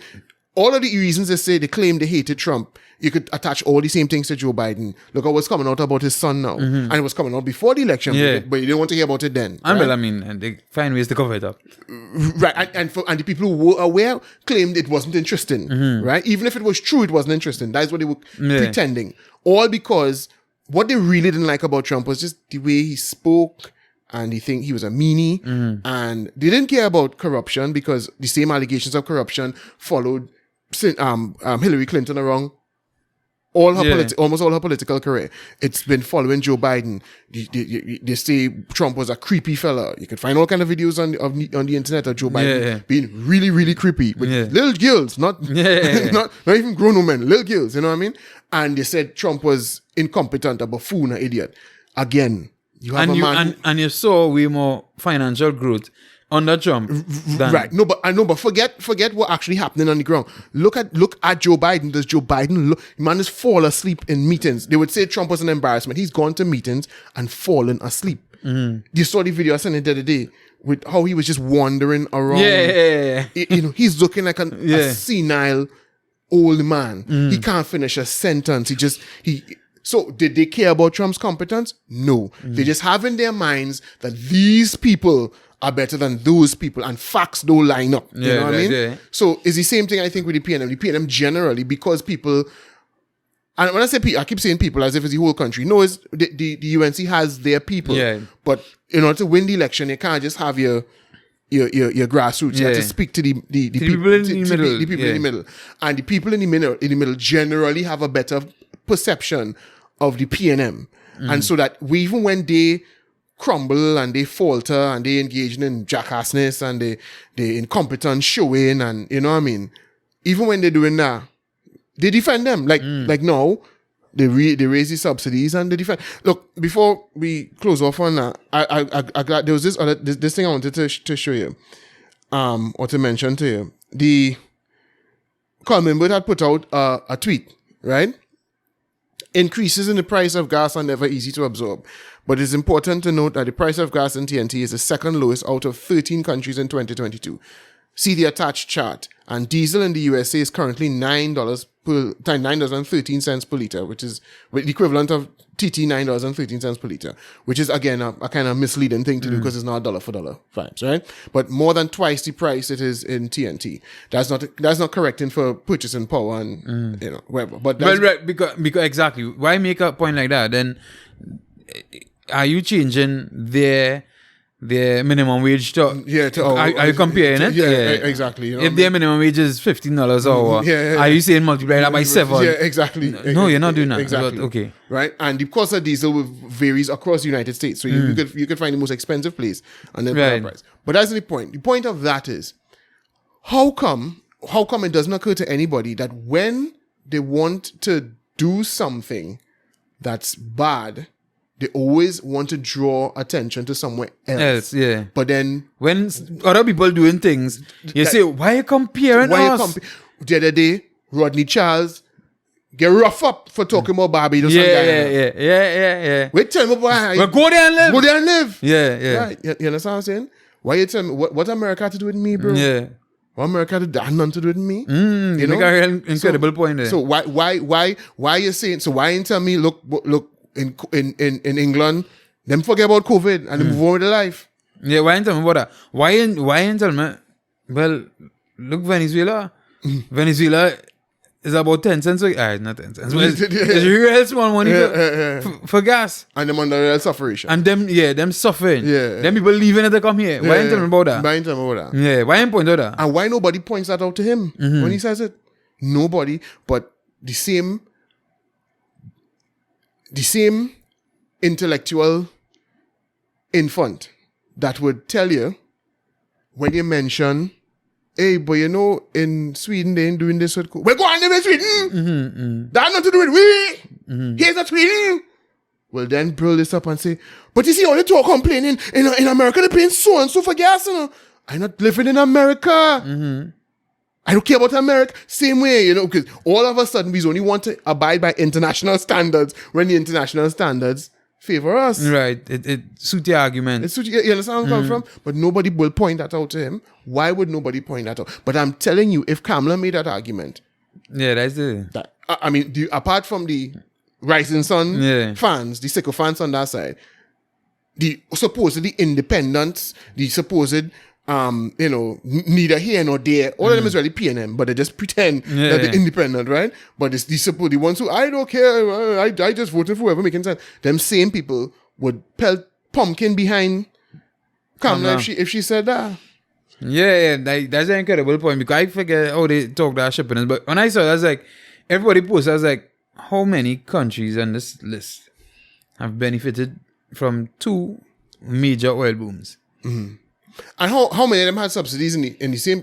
How many of them? Most of them have had liberalized, especially in the US. They've had liberalized fuel pricing for the longest while. They never had subsidies. You understand what I'm saying? So to tell me that that's what I should have paid, because should pay now, because they've always been more expensive than here. Right. You understand? And the next thing is, the gas in plenty of them places is way better than the quality of our gas. Well, I know about that. I can tell you for sure in Grenada, right? No, expensive as ass. Yeah. But the quality is way better. And I'm saying that from me being a person, you know me as driver, as dig up in vehicles, and also get feel on the pedal. Some people could. I don't know if you ever put premium in a car that some people say don't require premium. Yeah. But I never realized, once you do it and the brain recalibrate and whatnot, because obviously the brain had to realize, okay, this is different, and start to operate differently, right? I never do it on a new car though. So the cars I did it on was old cars. So them and I ain't tuned up properly. So I can't really tell the difference. Oh right, but the thing is, if you do it on a car, especially now a car with a proper ECU and a proper brain, it will now recalibrate the mixture and create a different map. Right? And it will map it out differently for the car to drive differently. And you will feel the difference. And I'll tell anybody, I'll dare you to do this. When next you find a car come from Japan, take a drive in that car. Before you start to pump one set of Trinidad fuel in it, right? Yeah. Take a drive in it. Even after the first Trinidad full up, take a drive in it and then drive it after about 3 more full ups. When the brain had to come and recalibrate to suit our gas, and as the car gets sluggish, right? That's because they have better quality gas outside. And in Grenada, so I was telling about Grenada, let me get this story, and I mean, people might, anyway, went in the gas station in Grenada, pull up, went and pick up a bird from by the airport. So we had rent the scanner, boy, Keto and them rent the car. So I said, pull up in the gas station, I see how much. But Keto name like the whole listenership, no Keto there, boy. Well, yeah. And pull up in the gas station, and I say, right, I'm going and fully tank now, boy. Right? When I reach, the car was on E, just over E. I say, I pull up by the tank, by the pump, and I see $400 and something on the pump. Yeah. And I easy now, boy. Yeah. You want a dead. 2.5. That's 1,000 and something TT now, boy. You want a dead. I said, what? You want a dead, yeah. I said, what the hell? Yeah. I said, here now, bro. How much? I said, how much excel ECU again, man? You say, about quarter in this vehicle, right? I know what vehicle I was full of before. I say, well, quarter. I say, all right. It ain't even reach quarter, you know. It ain't even reach quarter of the 60 EC, which when they multiply by 150 TT. I say, shit. Yeah. But what I can tell you though, the response on the pedal when you're driving that vehicle, and Grenada a real hill, for people who don't know, Grenada a real hill. And it was an old vehicle because Grenada, still a new car, right? I have a few new cars. Running uphill, easy, Jude. That newer cars on Trinidad gas will struggle. Right. And I say it had to be that the octane and the quality of the gas way better. And the thing is, if you're going to be talking about how much you're paying for gas, how much you're paying for food too. Tell me how much you're paying for other other commodities that people need on a daily basis. Compare with food prices. Yeah. You know what I mean? Compare the food purchasing index. You know what I mean? Let me see what the average American could afford, how the average American could afford to live. Although it's kind of hard to get average because there's such wide differences between places like urban centers and rural areas. But the point is, let me talk all of that. Don't just show me that because they suit your argument here. You know what I mean? But again, why are we even talking about America? Down onto the we, bro. Down onto the we. Exactly. When as I say, when Rodney Charles talk about what they're doing in Guyana and Barbados, you talking about what you telling me about that for? You was coming here and talking about that because. Well, if it is you want to talk about America, they don't have no mask mandate right now. Well, most places. Most places. Again, that was saying we are a former British colony. We still have a very close ties. Have very close ties with the UK, and the UK, despite whatever you might feel about Boris Johnson, is still a major economic power and a major country. You know what I mean? A major state, and they have decided to move in a completely different direction. They have, look, today I saw the health. Well, I think we'll close off on this. I don't think we'll go into anything. Yeah. But Sajid Javid, he's the health minister across there. They call him health secretary. He tweeted out, that he looking at some of those countries with zero COVID policies, and it's disturbing to see the reports coming out from there. And he's glad to see that the UK is leading the world in living with COVID and because them have real cases, but they live in. Yeah, and they're not the hospitalizations. It's still not bad, but and he was saying, freedom with responsibility it should be the default, and the UK has just it's done. They're done. They're not. There's no mandatory testing. There's no free testing. If you want a COVID test, you have to pay. Right? You can't just go and say, "Well, I feel a little flu." You get because unless you're sick, bro, move out your life. You know what I mean? They have no mask mandate of any sort in place anywhere. You know what I mean? Uber drivers across there, and the company Uber, and there's a person, and there's not a government thing. There's the company Uber in the United Kingdom doesn't demand that drivers or passengers wear masks. They don't have to wear masks on a BA flight once you're outside of the airspace of a country so they're getting on weird for masks. Right. So Britain has said, we're done. We're done. Life is back to normal. The Queen, they had a memorial for Prince Philip the other day, and the Queen was in a room with about 100 and something septuagenarians and octogenarians. You know what I mean? None of them wearing masks. None of them at the function. And the Queen is 95? I can't remember how old, but she's about 162. She might as well be. You know what I mean? And nobody was like, no, we couldn't risk thing, whatever. Well, but you saw the message I sent you the other day with the stipulations. So you get them stipulations? For school? For your Yeah. I forgot to tell you that. They started telling my children about it, yeah. Is that in nature? The teacher, even before school closed, they were telling them about what they'll have to do when they come out. My wife asked me if I want to volunteer. No, I'm not going to do that. You want to volunteer to do what? To take the temperature. They were asking for volunteers to help take temperature. No, they didn't ask me about that. But that was in the message too. And the same one I sent it? I think so, yeah. But yeah, they started asking if children could ask their parents to volunteer to come to do the temperature checks in the morning so that the children could get in school faster. I don't pay no part in that. All right, yeah, I don't see that. Volunteers are needed to help take and record temperatures. That means you had to take it and write it down? Yeah. And I'm not volunteering for that. Mask are mandatory and should always be worn on the compound. Please ensure that your child has an extra mask in his or her bag. Students must have their own hand sanitizer, sanitary, and But yeah, they were making in fact, the last week or the second to last week of school, the teacher asked them to wear masks for the online class. As a practice? Yeah, for them to get used to doing it in school. I guess you weren't wrong. Well, my son didn't do it. Oh. No, Azuri did, but my daughter did. Yeah, because I would be like, my youth would have a issue.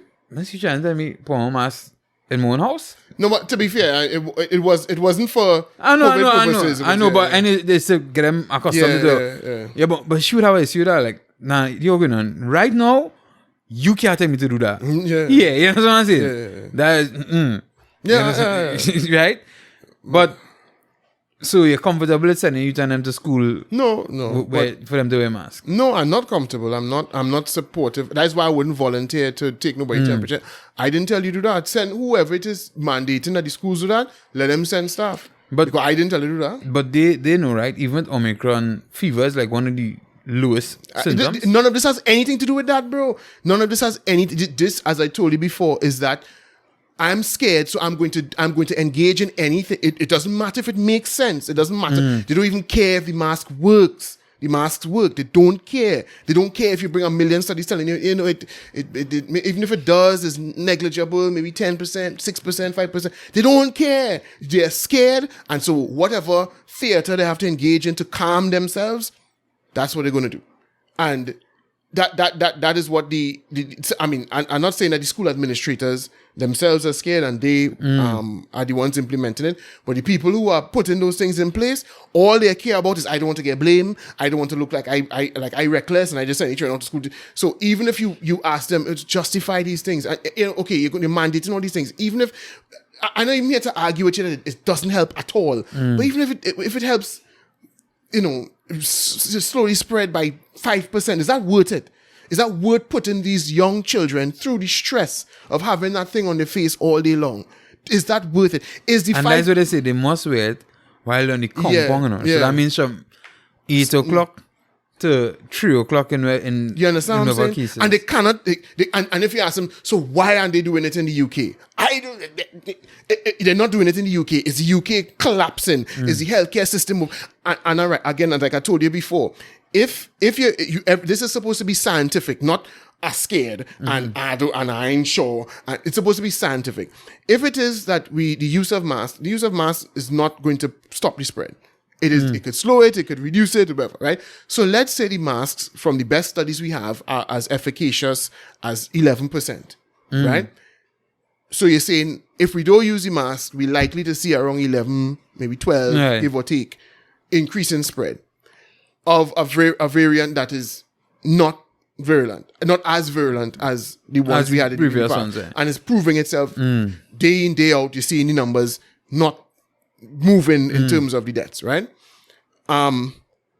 Is that going to cripple the healthcare system? Is that the difference between making and especially when you consider that the rest outside of school, everybody else is operating like normal. Yeah.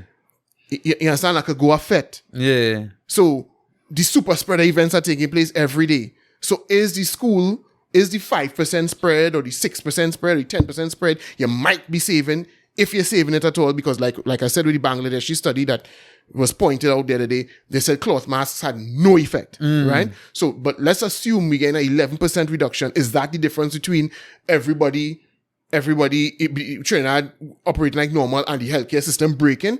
No, it's not. So it can be optional. So if you personally are afraid, then you do what you need to do. What you protect yourself. Need to do. You wear your 2 masks. You do whatever you need to do. Do whatever you need to do, bro. So, but the aim of this is not to stop everybody from getting the virus. It's not to keep people safe. It is simply because safety is something you can't guarantee. Once you're going out to school, and they're going out to school in large numbers, they're not going in no cycle anymore. So, worst case scenario, there's 10% more spread. Is that going to be the difference between the hospitals breaking? And again, even and you can't say it will be 10% because you don't know, because we that first study was done in the age of Delta, right? Yeah. It's not dealing with Omicron, which is a different beast in terms of the rate of spread and its effect on the people that catch it. We may be dealing with a population by this time with high antibody levels. Right. You could be where is the science for this? There is no science for it. It's simply, well, boy, we had to look like we're taking some precautions because, and to be fair, maybe the teachers and tutor will kick up a fuss and are we scared? Are we scared? Are we scared? My thing is, if you want to mandate all this bullshit, give me the option.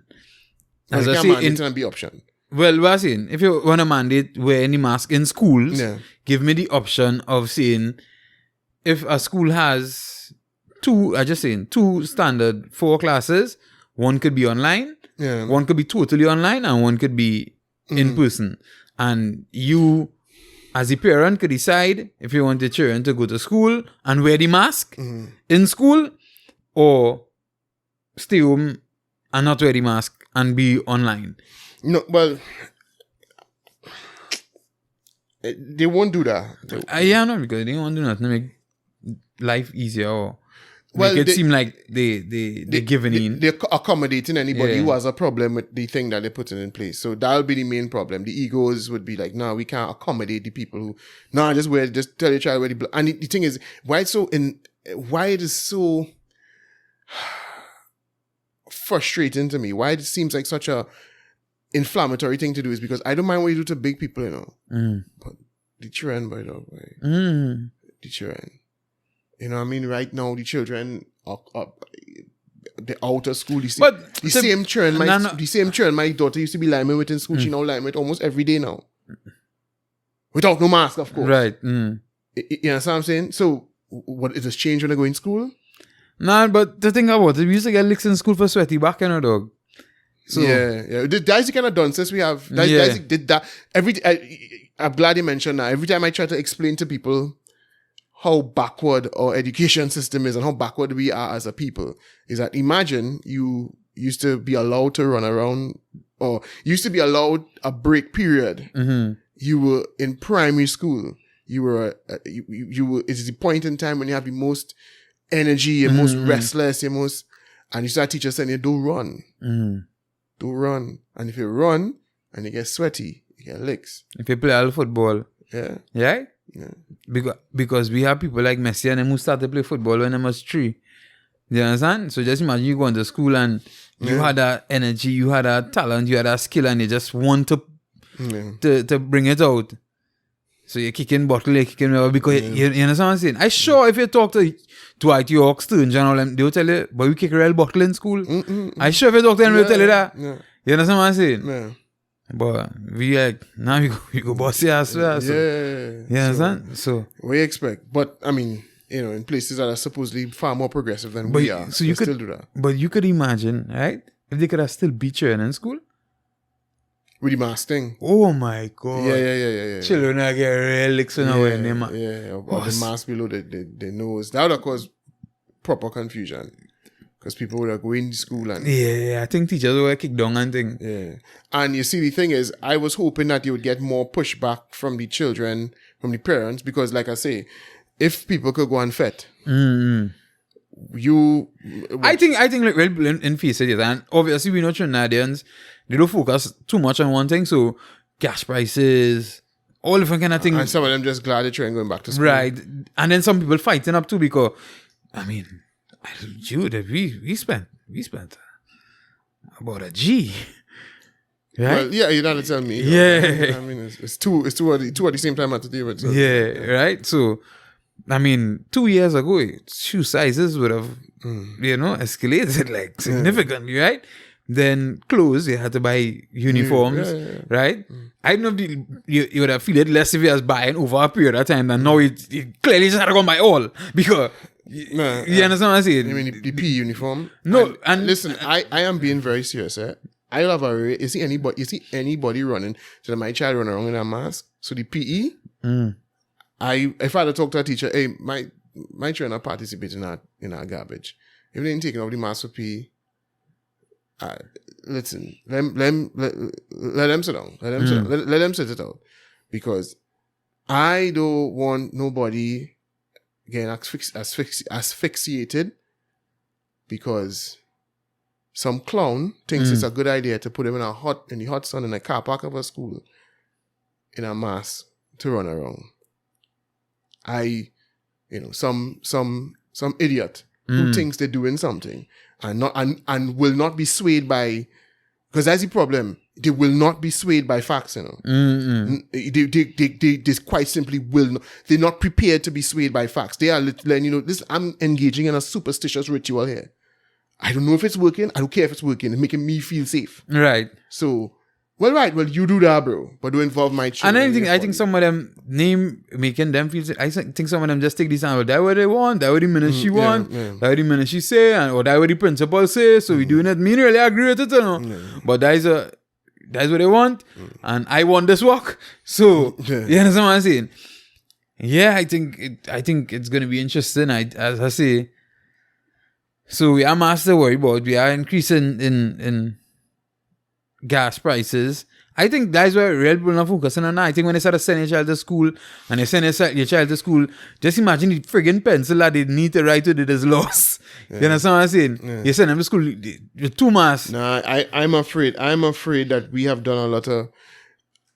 There's a guy on a podcast. I don't listen to it often, but a guy called Adam Carolla who has listened to off and on, and he has insisted that throughout this COVID thing, he's called it crate training. He's talking about putting training a dog to sit in a crate. Yeah. And he say, well, what has been taking place during this whole COVID thing is they've been training the public, and that's why they've been so insistent on targeting children, because children are easy to crate train. You would think children are the more rebellious ones. I tell my daughter this all the time. Every time I'm driving on the road and see children walking in the streets after school with the mask on, I just say to myself, this is a different group of youths. If I know when we was going to school, as soon as you come out of that schoolyard, that mask is coming off. You know what I mean? And again, I'm not giving nobody no medical advice or what to do, but I mean, this is anyway. I was coming. I was, I know that I was taking off the mask. And plenty of people, I would imagine that a lot of us who were going to school at that time, but no, that's not the case. You could pass by I go to say you could pass by any type of school, but I remember the last time I passed by Arima Comprehensive when what used to be Arima Senior Comprehensive now, when they closed, when school was over there, I was like, I think I've seen it again. A little bit more faith is being restored in humanity, but in general, you could pass by any school. There don't have to be no convent or, and all the convent girls are doing what they're supposed to. Nope. You could pass anywhere. Just the other day, I went to pick up my daughter, who she went to line with her friends, and the one of the boys who never take off the mask. Never did. The whole drive up the road.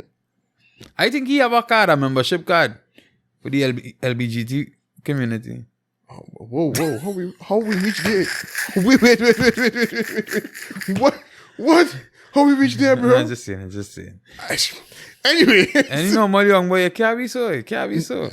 Listen to me. You looking to swim for girls, dog. You looking to swim in the girls competition, dog. You going real far, eh?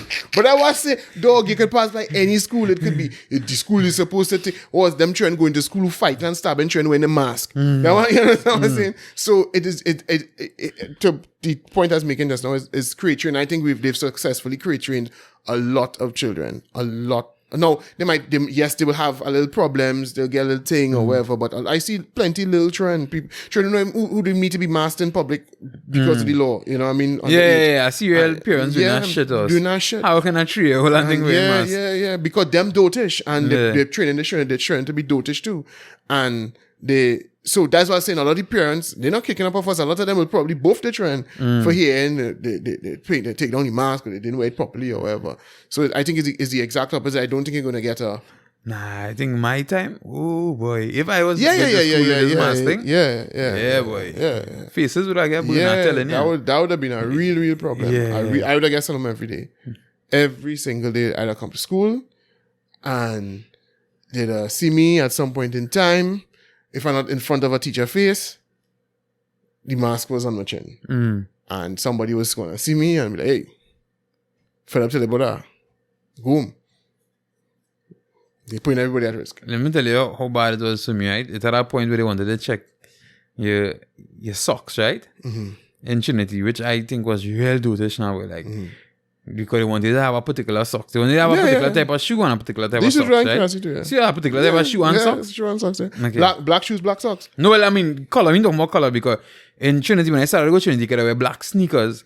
But then when I was leaving, like when I was leaving, close to them I was leaving, they wanted to have black shoes and not black sneakers. Oh, No, we could have worn any footwear that was black. Right? All black, And then yeah. they wanted to have like the kind of a gray kind of church socks on. Dress socks, I mean? Yeah, like dress socks. What? Serious? Why do you specify that? Yeah, I don't know why. But the thing is, to be fair, Bishop's side kind of went down that road too. Where Bishop's had to wear kind of, the shoes had to be a particular type of shoe. And you can wear sneakers at that time too. Bishop's had... All them bishops used to wear Adidas and... Nah, that's a little... But, so that is you when... was only 2 years behind me? So right, so when that was happening, when I was still, when I was about Form 3, so that would have been happening when you was probably in Form 5, Form 6, somewhere What there. year you said CXA? 2002. I said A-levels 2001, so I was still in the school at the time. Right. And still, them girls used to be in our school all the time. Nah, but if you ask any bishop student now, they can't wear sneakers. They wear... I'll ask my niece, because when she was going, she used to wear sneakers. Yeah, so... I mean, she kind of rebellious, but she never wore... So that's it they wanted. And I remember a teacher told me, pull up my pants for him to see my socks now. I was like, no. And he's like, what? I was like, oh, so if you could tell me pull up my pants, then you could tell me pull it down. You understand what I'm saying? So that's not happening. If it happened to see my socks, and it's the socks you do like, okay. But you can't tell me pull up my pants to see my socks. Yeah, that's the kind of shepherd child I was. But yeah, so us, and you're ready to wrap it up. If we're listening or let's share out there, you know. Well, hey, sorry that I didn't think about this before, but sell masks, boy, dog, boy. You go and park by them schools and sell masks. Sell children masks because real children go reach, especially as they do have to wear masks in the car now. You understand? Them children go reach the school and forget the mask. That children reach the school and forget the lunch, get home, and forget the book. So, to be fair, the parents forget them things. Well, yeah, right? When they were little children who get dropped to school, it's the parents that forget them things, not the children. Well, I mean, both of them, but you have to be equally as... Right, so... Right, so, and they go forget the mask. Well, we have it here, boy. We have it here, boy. I think the schools was probably... Most schools will probably have that. They'll probably have... For you to buy. Yeah. Now we selling from the outside, dog. You can't go in the compound. No, by the gate. Like when you reach by the gate to do temperature check, if you don't have a mask, you say, well, hey, you should have a mask. Just like always do the certain stores, just do that if you forget a mask and you have a mask. But certain stores, the stores will get it free because they're trying to attract customers. But in the school, I'm sure they will have masks by the guard hut or guard boot. So when you're ready to go in, if you forget. Hey, but there's a business idea that you could think about right now for the while. Check it out and see. Then worthless schools might have it.